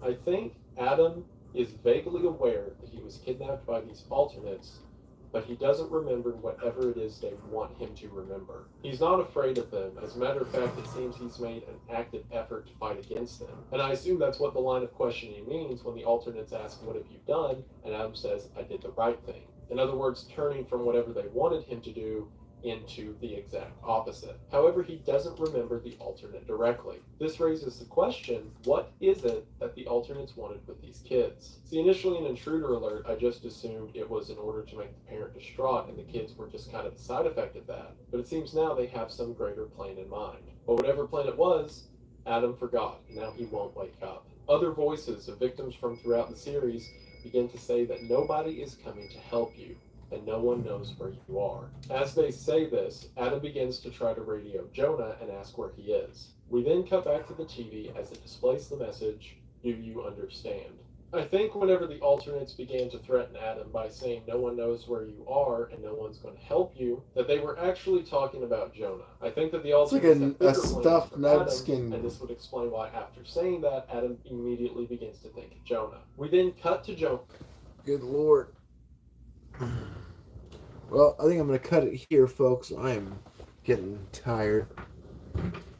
But I will see you again soon. And don't forget, it's Fredder's Friday.